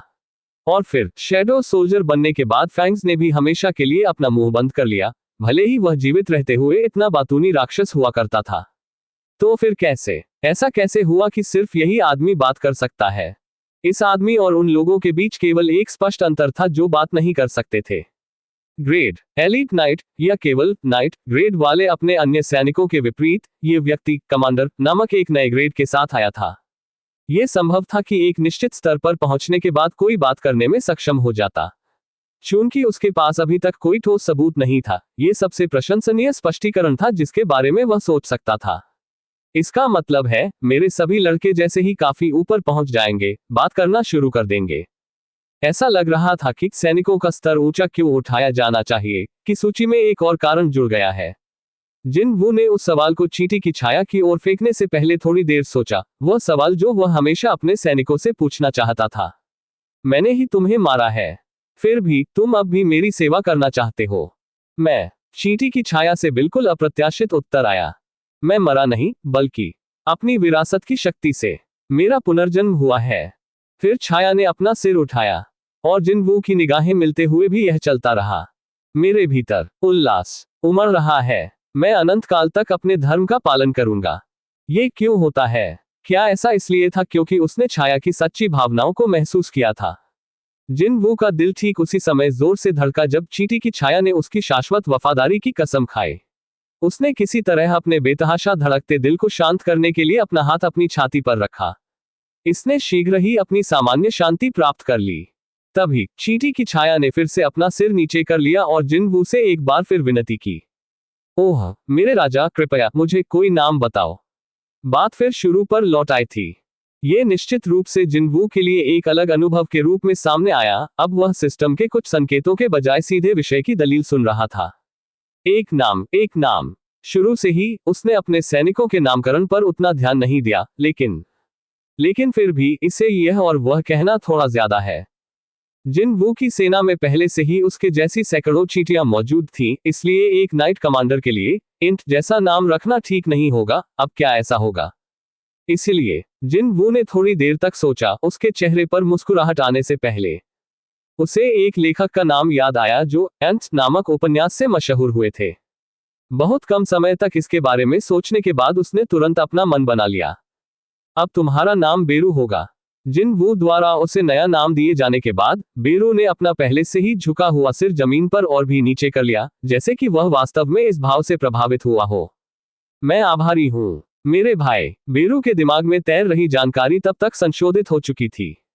बेरू LV.1 कमांडर ग्रेड ये हो चुका है। अपने नाम के चुनाव से वास्तव में प्रसन्न महसूस करते हुए जिन वू रानी की लाश की ओर मुड़ा। अब सचमुच रानी की बारी थी अपनी परछाई निकलवाने की। हो सकता है कि बेरू को सफलतापूर्वक अपने छाया सैनिक में बदलने से उसका आत्मविश्वास बढ़ा हो, क्योंकि रानी का छाया निष्कर्षण एक दर्द रहित मामला बन गया। उठो! मौत की आहट जैसी लगने वाली चीख के साथ चींटी रानी जैसा दिखने वाला जानवर सैनिक छाया से बाहर आया। जिन वू ने लगातार सफल निष्कर्षणों पर प्रसन्नता व्यक्त की, लेकिन फिर कुछ अजीब पता चलने पर अपना सिर झुकाना शुरू कर दिया। यह क्या है? छाया सैनिकों के साथ उसके संबंध, जो मूल रूप से चींटी राक्षस थे, रानी की छाया के साकार होने के बाद अचानक कमजोर हो गए। ऐसा लगभग महसूस हुआ मानो हल्का भूरा कोहरा उन्हें जोड़ने वाले धागों को ढक रहा हो। बेरू, इससे पहले कि वह इसे बुलाता, बेरू पहले ही जिन वू के पक्ष से संपर्क कर चुका था। यदि यह उनकी परसेप्शन स्टेट के लिए नहीं होता जो 200 के आंकड़े को पार कर गया होता, तो जिन वू ने कभी भी अकेले अपनी नग्न आंखों से उस मूवमेंट का ठीक से पालन नहीं किया होता। ऐसा प्राणी अब उसका एक वफादार सैनिक था।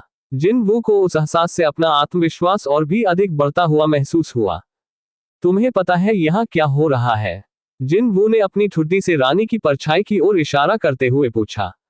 जब चींटी सेना की आंतरिक कार्यप्रणाली की बात आई तो बेरू को सब कुछ पता था, इसलिए उससे पूछना उचित था। उसने विनम्रतापूर्वक अपना उत्तर दिया। चींटी सेना का शासन, ये रानी की जन्मजात क्षमता है। तो क्या इसका मतलब यह है कि चींटी छाया की सेना को नियंत्रित करने का अधिकार स्वचालित रूप से रानी को सौंप दिया जाएगा? लेकिन वह थोड़ा, यद्यपि रानी उसके अधीन थी, फिर भी उसने सोचा कि अपने सभी चींटी सैनिकों का नियंत्रण उसे सौंपना ठीक नहीं होगा, क्योंकि उसे हर बार रानी के माध्यम से आदेश जारी करना होगा। बेरू से दोबारा पूछने से पहले जिन वू ने अपनी ठुड्डी को थोड़ा खुजाया। ठीक है, रानी की जादुई ऊर्जा में कमी का कारण क्या है? रानी की अधिकांश जादुई ऊर्जा प्रचार के लिए है। प्रचार प्रसार असंभव है बिना शरीर के, इसीलिए जिन वू ने बात को वहीं काट दिया। इसीलिए इसमें अपनी मूल जादुई शक्ति का केवल आधा हिस्सा है। ये सही है। बेरू ने जो कुछ कहा था उसे जोड़कर देखने पर रानी को जिन वू के लिए कोई खास फायदा नजर नहीं आया। बाद में थोड़े विचार विमर्श के बाद उसने सम्मन को पूरी तरह रद्द करने का निर्णय लिया। उसके पास ऐसे अधीनस्थ को अपने साथ रखने का कोई कारण नहीं था जिसका कोई उपयोग नहीं था, बल्कि वह केवल अपने सीमित संसाधनों को खत्म करता रहा। अब क्या उसके पास ऐसा है? रानी की परछाई तुरंत धुआं बन गई और हवा में बिखर गई। संग्रहित छायाओं की संख्या 570/570। उसकी छाया अब सैनिकों से खचाखच भरी हुई थी, इसलिए तो यहां केवल जादुई क्रिस्टल ही बचे हैं। जिन वू ने अपने चारों ओर नजर डाली। शीर्ष श्रेणी के जादुई क्रिस्टल जो केवल रैंक एस गेट्स के भीतर देखे गए थे, सामान्य कंकड़ की तरह फर्श पर लुढ़क रहे थे। चूंकि यहां कोई नहीं देख रहा था और उसने ही उनमें से अधिकांश को मार डाला था, यदि वह चाहता तो उन सभी को मिटा सकता था। हालांकि जिन वू ने वह विचार छोड़ दिया। उसने सुना कि इन क्रिस्टलों का उपयोग पीड़ितों को मुआवजा देने के साथ साथ जेजू द्वीप को उसके पूर्व गौरव के पुनर्निर्माण के लिए किया जाएगा। जिन वो नकदी के लिए बिल्कुल भी परेशान नहीं था, इसलिए वह दूसरे लोगों की चीजों का लालच नहीं करता था। फिर भी मुझे यकीन है कि इसे लेने में किसी को भी आपत्ति नहीं होगी। जिन वू ने बेरू के मूल शरीर से जादुई क्रिस्टल निकाला। यह एक सुंदर गहरे काले रंग का जादुई क्रिस्टल था जो किसी रत्न जैसा दिखता था। जादुई क्रिस्टल को जेब में रखने के बाद जिन वू ने कैसल को बाहर बुलाया। कैसल ने अपने पंख फड़फड़ाए और एक पल में उड़ने के लिए तैयार हो गया। जिन वू ने हल्के से उसकी पीठ पर छलांग लगाए और रानी के कक्ष पर आखिरी बार नजर डाली। वह स्थान जो कभी बेलगाम अराजकता से भरा हुआ था, अब इस भयानक सन्नाटे में डूबा हुआ था। जेजू द्वीप अभियान अब समाप्त हो गया था।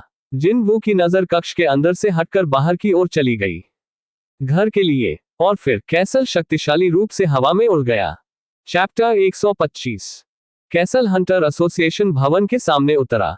स्वाभाविक रूप से एसोसिएशन के सभी लोग स्तब्ध होकर बाहर की ओर भागे जब एक विशाल राक्षस अचानक सियोल के मध्य में उतर आया। इतना ही नहीं, हंटर एसोसिएशन के ठीक सामने के लॉन पर, इससे कम भी नहीं। मॉनिटरिंग डिवीजन के शिकारी, जिन्हें आमतौर पर जादुई ऊर्जा वाले सभी प्राणियों के दृष्टिकोण का पता लगाने का काम सौंपा गया था, वे भी अपने हाथों में विभिन्न हथियारों के साथ बाहर भागे। लेकिन जिन वू के प्राणी की पीठ से कूदने के बाद उनके रंग उड़ गए। कैसल ने जिन वू के आदेश का पालन किया और तुरंत उसकी छाया में गायब हो गया। इसी बीच यहां जुटे लोग पहचानने लगे कि वह कौन है। क्या वह हंटर सियोग जिन वू का बुलाया हुआ प्राणी था? वह ऐसे राक्षस को भी नियंत्रित कर सकता है। इन सभी लोगों ने जिन वू की क्षमता को अपने टीवी स्क्रीन के माध्यम से देखा था, इसलिए इसमें कोई आश्चर्य की बात नहीं थी कि वह एक राक्षस को नियंत्रित कर सकता है। जिन वू एसोसिएशन के एक कर्मचारी के पास गया जिसे उसने पहचान लिया और उसे संबोधित किया। यह व्यक्ति मॉनिटरिंग डिवीजन के लिए काम करने वाला एक हंटर था और अक्सर एसोसिएशन अध्यक्ष के साथ देखा जाता था। मैं एसोसिएशन अध्यक्ष से बात करना चाहूंगा। आमतौर पर आप सिर्फ इसलिए राष्ट्रपति से नहीं मिल पाएंगे क्योंकि आप मिलना चाहते थे। यहां तक कि एक सरकारी मंत्री को गो गनहुई से मुलाकात के लिए पूरे एक हफ्ते तक इंतजार करना पड़ा। हालांकि यहां कौन इतना साहसी था कि उनकी आंखों के सामने उस युवक को यह बता सके। एक शिकारी, जो मूल रूप से छापेमारी टीम का सदस्य नहीं था, अचानक कहीं से प्रकट हुआ और उसने चींटी राक्षस को आसानी से निपटा दिया। एक राक्षस इतना शक्तिशाली था कि वह कई रैंक के एस शिकारियों के साथ खेलता था। तो क्या एसोसिएशन अध्यक्ष इस समय किसी अन्य व्यक्ति से अधिक इस व्यक्ति से बात करने के लिए उत्सुक नहीं होंगे? एसोसिएशन कर्मचारी ने तुरंत उत्तर दिया। एसोसिएशन अध्यक्ष इस समय अस्पताल में है। क्या वह अस्वस्थ महसूस कर रहे हैं? जिन वू ने ये याद करते हुए पूछा कि शुरुआत में एसोसिएशन अध्यक्ष का स्वास्थ्य इतना अच्छा नहीं था। यह संभव था कि छापे का प्रसारण देखने के कारण उनकी हालत किसी तरह खराब हो गई हो। नहीं, बिल्कुल नहीं। वह हंटर चाहे इनके साथ स्थिति का निरीक्षण करने गए। जिन वू ने सिर हिलाया। क्या इसका मतलब यह है कि आज उनसे मिलना मुश्किल होगा? जैसे ही वह जाने की तैयारी कर रहा था, कर्मचारी चलता रहा। मुझे राष्ट्रपति से फोन पर बात करने दीजिए। यदि आप चाहें तो कृपया स्वागत कक्ष में थोड़ी देर प्रतीक्षा करें। समझ गया। जिन वू को राहत महसूस हुई। दरअसल वह जल्द से जल्द राष्ट्रपति को कुछ बताना चाहता था। चाहे इनको वहां के सबसे बड़े एसोसिएशन नामित हंटर अस्पताल में भर्ती कराया गया था। गो गनहुई ने चुपचाप परीक्षा परिणाम का इंतजार किया और जल्द ही उनके निजी डॉक्टर ने कुछ समाचार लेकर उनसे संपर्क किया। एसोसिएशन अध्यक्ष ने झट से पूछा, वह कैसी दिखती है? हमने अभी तक गहन जांच नहीं की है, लेकिन कम से कम बाहरी तौर पर देखने पर वह 100% सामान्य लगती है। वह फिलहाल आराम कर रही है। अच्छा, ऐसा है। गो गनहुई ने मैंने भी उतना ही सोचते हुए अपना सिर हिलाया। जब उन्होंने छापेमारी को एक साथ देखा तो डॉक्टर गो गनहुई के साथ था। चाहे इनकी वर्तमान स्थिति उसके लिए भी उतनी ही रहस्यपूर्ण थी। बड़े पैमाने पर रक्तस्राव के कारण उसका रंग वास्तव में खराब हो गया था, तो इतने कम समय में उसकी स्थिति में सुधार कैसे हुआ? गोह गनहुई को कोरियाई छापेमारी टीम के सदस्यों ने पहले ही जानकारी दे दी थी, लेकिन उन्होंने यहां अपना मुंह बंद रखने का फैसला किया। अगर मैं उसे बताऊं तो क्या वह मुझ पर विश्वास भी करेगा? तथ्य यह है कि हंटर सेओंग जिनवू ने चाहे इनको ठीक करने के लिए मृत हंटर मिन ब्यूंगू की शक्ति उधार ली थी। हंटर सेओंग जिनवू चाहता था कि कैमरा बंद हो जाए, क्योंकि वह अपनी शक्तियों को प्रकट नहीं करना चाहता था। एसोसिएशन अध्यक्ष इतना मूर्ख नहीं था कि उस जानकारी को इतनी लापरवाही से अन्य लोगों को बता दे। अन्य शिकारी भी इसी तरह सोच रहे थे। जिस रैंक के हीलर्स के पास मैं स्टैंड बाय पर था, वह उसे बचाने में कामयाब रहा। वह ऐसी अनिश्चित स्थिति में लग रही थी। खैर, राहत की बात यह है कि इलाज समय पर हो गया। गोह गनहुई के लिए शुक्र है कि डॉक्टर ने उस पर विश्वास कर लिया। निजी डॉक्टर ने अभी अभी कुछ याद करके फिर मुंह खोला। सर, ये हंटर सेओंग जिनवू के बारे में है। सेओंग जिनवू का नाम सामने आने के बाद गोह गनहुई के कान खड़े हो गए। हंटर सेओंग जिनवू के बारे में क्या? गोह गनहुई की आंखों में चमकती रोशनी को इस तरह बदलते हुए देखकर डॉक्टर ने तुरंत आगे बढ़ना शुरू कर दिया। तुम्हें पता है कि उसकी मां हमारे अस्पताल में एक मरीज थी? हाँ। अनंत निद्रा विकार, ठीक है, ये सही है। गोह गनहुई को जिनवू के परिवार के बारे में तब पढ़ने को मिला जब युवक की पृष्ठभूमि की जांच अभी भी जारी थी। उसने अचानक सबसे खराब स्थिति के बारे में सोचा और पूछा। उसकी अभिव्यक्ति तेजी से कठोर हो रही थी। यह नहीं हो सकता। क्या वह मर गई? डॉक्टर ने सिर हिला दिया। वास्तव में ये बिल्कुल विपरीत है। बिल्कुल विपरीत। मैंने सुना है कि वह वास्तव में अंतिम नींद चरण से जाग गई थी और हाल ही में उसे छुट्टी दे दी गई थी। क्या तुम मुझे सच बता रहे हो? जो लोग जानते हैं वे इस पूरे मामले पर भारी हंगामे में हैं, श्रीमान। हमने भले ही कोई आधिकारिक घोषणा नहीं की हो, लेकिन ठीक है, ये हमारे अस्पताल में हुआ था, इसलिए अस्पताल के उच्च अधिकारियों ने स्वाभाविक रूप से आज की छापेमारी को भी देखा। और इसका मतलब था कि वे सेओंग जिनवू के मामले के बारे में बात करना जारी रखते थे, और अंततः गोह गनहुई के निजी डॉक्टर को भी इसके बारे में सुनने को मिला। लेकिन अनंत निद्रा ठीक हो गई। क्या यह संभव भी था? मुझे विश्वास है कि यह दुनिया में पहली बार हुआ है, सर। वह कब उठी? सबसे अधिक संभावना। डॉक्टर ने उसके सिर में तारीख की पुष्टि की। लगभग 5 दिन पहले। अब बात समझ में आई। जिस दिन उसने जिनवू को छापेमारी में शामिल होने के लिए कहा और जिस दिन युवक की मां जगी, दोनों लगभग एक जैसे थे। हंटर सेओंग जिनवू के पिता एक गेट के अंदर लापता हो गए थे, है ना? एक पत्नी जिसने गेट पर अपने पति को खो दिया। हंटर सेओंग जिनवू को जेजू द्वीप पर छापे में भाग लेने के लिए ऐसी मां को अकेले छोड़ना बहुत कठिन लगा होगा। कहने की जरूरत नहीं कि पहले भी 3 बार असफल हो चुके वशीकरण अभियान में भाग लेने के लिए गोह गनहुई ने अपनी स्थिति की जांच करने में विफल रहने के लिए अपनी लापरवाही पर विचार किया। इसीलिए वह इस छापेमारी में भाग नहीं ले सका। जिनवू की स्थिति और आज उसने जो करतब दिखाए, उसने मिलकर उस गलतफहमी को दूर कर दिया जो लगभग उसकी छाती को अवरुद्ध करने में कामयाब रही।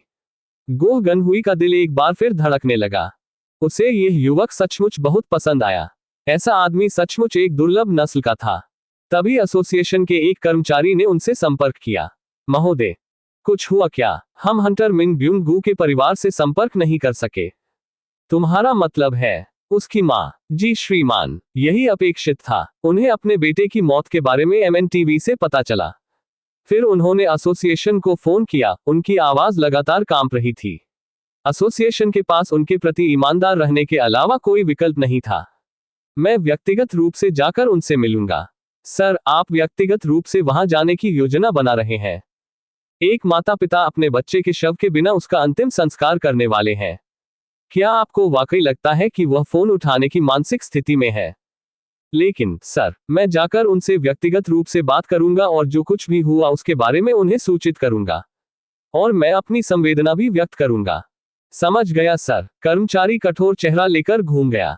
लेकिन फिर उसका फोन काफी जोर से बजने लगा और उसने उसे बंद कर दिया।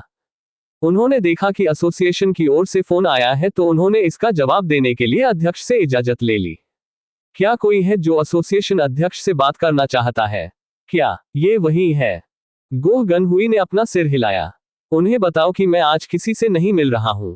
कर्मचारी ने फोन को अपने हाथ से ढक लिया और तेजी से बोला, सर, जो व्यक्ति आपसे बात करना चाहता है वह है हंटर सेओंग जिनवू। हंटर सियोंग जिनवू। गो गनहुई ने अपनी आंखें चौड़ी की और जो कुछ उसने अभी कहा था उसे तुरंत वापस ले लिया। उसे बताओ, मैं शीघ्र ही वहां पहुंचूंगा। जिनवू एक कर्मचारी के मार्गदर्शन में एसोसिएशन अध्यक्ष के कार्यालय में पहुंचा। जैसे ही वह सोफे पर बैठा, उससे काफी प्यार से पूछा गया, क्या आप कुछ पीना चाहेंगे? जिनवू इस प्रस्ताव को अस्वीकार करने ही वाला था, तभी उसे महसूस हुआ कि उसके अंदर थोड़ी प्यास जाग रही है। अब जब उसने एक सेकंड के लिए इसके बारे में सोचा तो उसने पानी का एक घूंट भी नहीं पिया था, भले ही उसने इतनी गहन लड़ाई लड़ी हो। पानी ठीक रहेगा। आपका बहुत बहुत धन्यवाद। वह किस बात के लिए इतना आभारी था? घबराहट के कारण अपने शब्द बोलते बोलते कर्मचारी का चेहरा लाल हो गया। उसने पानी की बोतल जिनवू के सामने रखी और गहराई से सिर झुकाया। अगर आपको किसी और चीज की जरूरत है तो कृपया मुझे कॉल करने में संकोच न करें। जिनवू ने सोचा कि कर्मचारी का रवैया पिछली बार की तुलना में कहीं अधिक सतर्क और ईमानदार था। यह संभवतः छापे के प्रसारण के कारण है। उसने अनुमान लगाया कि अब से कई लोगों का रवैया, साथ ही उनका उसे देखने का तरीका, बहुत बदल जाएगा। कुछ ही समय बाद गो गनहुई ने कार्यालय में प्रवेश किया। सियोंग जिनवू ने उठने की कोशिश की, लेकिन एसोसिएशन के अध्यक्ष गो गनहुई ने युवा को ऐसा करने से मना कर दिया। जिनवू अभी जेजू द्वीप से लौटा है और उसने एक उत्परिवर्तित चींटी राक्षस से भी लड़ाई की जिसने रैंक एस हंटर्स की एक टीम को लगभग नष्ट कर दिया था। तो वर्तमान जिनवू सभी वीआईपी के बीच एक वीआईपी था। गो गनहुई निश्चित रूप से उस व्यक्ति के साथ असम्मानजनक व्यवहार करने की योजना नहीं बना रहे थे जिसने दक्षिण कोरिया के रैंक एस हंटर्स की जान बचाई थी। गो गनहुई सम्मान की सीट पर अपने सामान्य स्थान के बजाय जिनवू के सामने वाले सोफे पर बैठ गए। मैंने सुना है कि चींटियों की सुरंग के अंदर क्या हुआ था। ओह, समझा। उस स्थिति में ये बातचीत काफी सहजता से आगे बढ़नी चाहिए। जिनवू को लगा कि यह बेहतरी के लिए है। गो गनहुई जारी रहे, इसके अलावा मुझे ये भी बताया गया है कि आप यहाँ कैसे पहुंचे। अनगिनत गवाहों ने अब कैसल को उड़ते देखा। ऐसा कोई रास्ता नहीं था कि हंटर एसोसिएशन के अध्यक्ष को इसके बारे में पता न चले। क्या आप उस प्राणी की पीठ पर सवार होकर जेजू द्वीप पहुंचे थे? खैर, जिनवू ने द्वीप तक पहुंचने के लिए शैडो एक्सचेंज का इस्तेमाल किया, लेकिन क्या यहां अपने सभी कार्ड प्रकट करने का कोई कारण था? जिनवू अपने शब्दों में काफी किफायती थे। ऐसा ही कुछ। ये वैसा ही था जैसा उसने कबूल किया था कि कुछ रात पहले सियोल में दिखाई देने वाला उड़ने वाला राक्षस उसका काम था। लेकिन यह अधिक सुविधाजनक साबित होगा यदि वह अब से कैसल पर सवारी करना जारी रखे। तो मामला यही था। जैसा कि अपेक्षित था वैसा ही हुआ। एसोसिएशन अध्यक्ष ने सिर हिलाया। जिनवू मृत राक्षसों की शक्तियों का उपयोग करने में सक्षम था। इसलिए अगर वह कहीं उड़ने वाले राक्षस को मारने में कामयाब हो जाता है तो किसी प्राणी की पीठ पर घूमना उसके लिए इतनी अजीब बात नहीं होगी। गो गनहुई की जिज्ञासा अब संतुष्ट हो गई थी और अब मुख्य विषय पर आने का समय आ गया है। तुमने कहा था कि तुम मुझसे बात करना चाहते हो। हाँ, कोई बात है क्या? मैंने द्वीप पर सभी चींटियों का ख्याल रखा है। माफ करें। गो गनहुई अपनी सीट से उछल पड़े। आप उन चींटियों में से हर एक को मारने में कामयाब रहे। हाँ, जिनवू ने आत्मविश्वास से उत्तर दिया। जेजू द्वीप में प्रवेश करते समय आपको किसी भी समस्या का सामना नहीं करना पड़ेगा।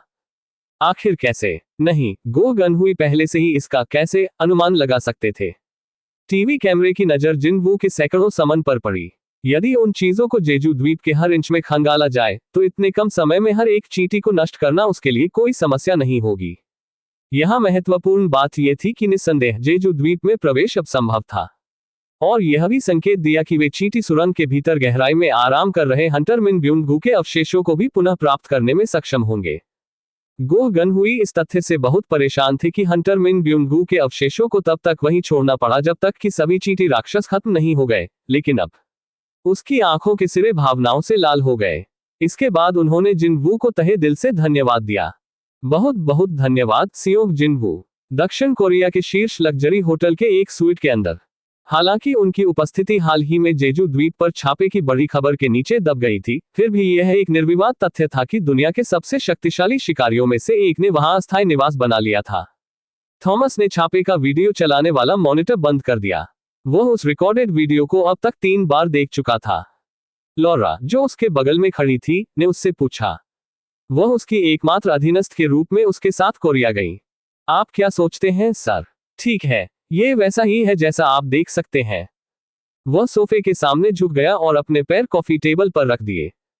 थॉमस के सुनहरे बाल और ऊंची नाक थी। धूप का चश्मा पहने उसके चेहरे पर एक कभी न खत्म होने वाली खुशी भरी मुस्कान गहराई से अंकित थी। तो क्या आप निश्चित हैं कि हंटर मिस्टर हवांग ही जांच कर रहे थे? हाँ, और उसने आपसे पूछा कि अगर उसने कोरिया में किसी को मार डाला तो क्या होगा?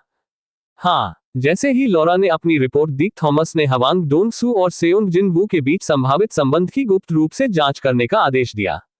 और जैसा कि यह निकला, दोनों के बीच केवल एक ही संबंध था। वह हवांग डोंग-सू का बड़ा भाई हवांग डोंग सेओक होगा। वह और सेओक जिन वू एक साथ एक ही कालकोठरी में दाखिल हुए, लेकिन केवल बाद वाला ही जीवित बाहर निकला, जबकि पहला लापता हो गया। कोई भी यह सवाल नहीं करेगा कि कालकोठरी के अंदर क्या हुआ। यह अब दुनिया भर में सामान्य ज्ञान बन गया था। तो ये बदला है ना? सबसे अधिक संभावना। और यहां मैंने सोचा कि उसका कोई परिवार नहीं था। उसने इसे बहुत अच्छी तरह छुपाया। मैंने सुना है कि मिस्टर हवांग का भाई पारिवारिक संबंध छिपाने में बहुत सावधानी बरतता था, सर। संभवतः क्योंकि वह संदिग्ध चीजों में शामिल था, इसीलिए। वास्तव में यह इतना शर्मनाक है कि अगर यह बात बाहर चली गई तो इसका उसके अपने छोटे भाई पर बहुत प्रभाव पड़ेगा। लॉरा ने अपनी सहमति का संकेत देने के लिए अपनी चुप्पी का इस्तेमाल किया। और फिर जेजू द्वीप पर छापा मारा गया। मुझे लगता है कि अब सेयोक जिन वू से मिलना बहुत कठिन हो जाएगा, ऐसी घटना होने पर। मुझे ऐसा विश्वास है, लॉरा ने आत्मविश्वास से उत्तर दिया। केवल एक ही कारण था कि स्केवेंजर गिल्ड के मास्टर, साथ ही दुनिया के सबसे प्रसिद्ध शिकारियों में से एक, थॉमस ने खुद को कुछ समय की छुट्टी दी और इस छोटे से देश में आया। और वह था सेयोक जिन वू से मिलना। अधिक विशेष रूप से वह ये जानना चाहता था कि क्या हो सकता है यदि मिस्टर हवांग को वास्तव में सेयोक जिन वू के साथ जाने का मौका मिले। उसने गिल्ड के प्रबंधन को बताया कि वह एक और रैंक एस दक्षिण कोरियाई हंटर की टोह लेने के लिए यहां आ रहा था। मैं भी सचमुच उससे मिलना चाहता था। ये कितनी शर्म की बात है। थॉमस की आवाज उदासी के भाव से भरी हुई थी। लॉरा ने सावधानी से उससे बगल से पूछा। जैसा कि मैंने सोचा था, मिस्टर हवांग को हंटर सेयोक जिन वू का सामना करने से रोकना सबसे अच्छा होगा, हाँ। थॉमस ने मुस्कुराहट के साथ उसे जवाब देने से पहले धीरे से अपनी ठुड्डी खुजाई। ये निश्चित है कि दक्षिण कोरियाई सरकार ने मिस्टर हवांग की जान बचाई। कोरियाई सरकार ने तुरंत हवांग डोंग सेओक को देश में प्रवेश करने से रोक दिया। आखिरकार, जैसे ही उसका मूल्यांकन रैंक एस के रूप में किया गया, उसने अपनी मातृभूमि को छोड़कर राज्यों में प्रवास कर लिया, है ना? ये पूरा मामला एक अंतर्राष्ट्रीय घटना में बदल सकता था, लेकिन थॉमस इस तरह अर्जित समय का सदुपयोग करने में सक्षम था और पहले कोरिया आकर वहां गया। बहुत बुरा, मिस्टर हवांग ऐसा व्यक्ति नहीं था जो सिर्फ इसलिए हार मान लेगा क्योंकि उसे किसी देश में प्रवेश से मना कर दिया गया था, विशेषकर यदि उसका उद्देश्य बदला लेना था। पूरी ईमानदारी से कहें तो थॉमस का व्यक्तित्व घुटन भरा नहीं था। जब मिस्टर हवांग अपने परिवार के सदस्य की मौत का बदला लेना चाहता था, तो उसे अपनी शत्रुता के अंत के जोखिम पर मिस्टर हवांग को रोकने का कोई विचार नहीं था। लेकिन फिर वह आदमी स्केवेंजर गिल्ड के लिए एक महत्वपूर्ण संपत्ति था। और यही कारण था कि थॉमस ने सेयोक जिन वू के सटीक कौशल स्तर का पता लगाने के बारे में सोचा, जिसे एस रैंक भी दिया गया था। क्योंकि अगर इसके बजाय मिस्टर हवांग की मौत हो गई तो ये परेशानी भरा साबित होगा। सेयोक जिन वू को देखकर थॉमस को यह आभास हुआ कि अमेरिकी को अभी भाग्यशाली सितारों को धन्यवाद देना चाहिए। चाहे कुछ भी हो, मिस्टर हवांग को कभी भी दक्षिण कोरिया के अंदर कदम नहीं रखने देना। इसके साथ उम्मीद है कि ये दोनों एक दूसरे से नहीं टकराएंगे। समझा? मैं कानूनी प्रक्रियाएं भी वापस ले लूंगा। मिस्टर हवांग से बात करने वाला मुझे ही होना चाहिए। उस मित्र का व्यक्तित्व उग्र है, इसलिए मुझे लगता है कि मुझे इस मामले में अपना सर्वश्रेष्ठ प्रदर्शन करना होगा। लॉरा ने अपने गिल्ड मास्टर द्वारा कही गई हर बात को मेमो पैड पर बड़े परिश्रम पूर्वक लिख लिया। लेकिन फिर उसके दिमाग में एक सवाल आया। क्या होगा अगर हमारे इतना सब करने के बाद भी वे दोनों झगड़ने लगे? फिर आप क्या करेंगे सर? लॉरा, क्या तुम मुझे नहीं जानती? थॉमस गहराई से मुस्कुराया। मिस्टर हवांग स्केवेंजर गिल्ड की संपत्ति है। उसके होंठ शायद मुस्कुरा रहे थे, लेकिन धूप के चश्मे के नीचे छिपी आंखें निश्चित रूप से नहीं थीं। वह अपनी अविश्वसनीय रूप से तेज आंखों को छिपाने के लिए हमेशा धूप का चश्मा पहनता था। वह वापस सीधा बैठ गया और अपनी आवाज धीमी कर ली। मैं किसी को भी कभी माफ नहीं करूंगा जो मेरी संपत्ति को छूने की हिम्मत करेगा, भले ही वह अमेरिकी सरकार ही क्यों ना हो। एक व्यक्ति की शक्ति पूरे देश की शक्ति के बराबर होती है। उसका नाम थॉमस आंद्रे था। पूरी दुनिया में केवल 5 में से एक। ये वह आत्मविश्वास था जो केवल एक विशेष प्राधिकारी रैंक हंटर, एक अंतर्राष्ट्रीय शक्ति के पास ही हो सकता था।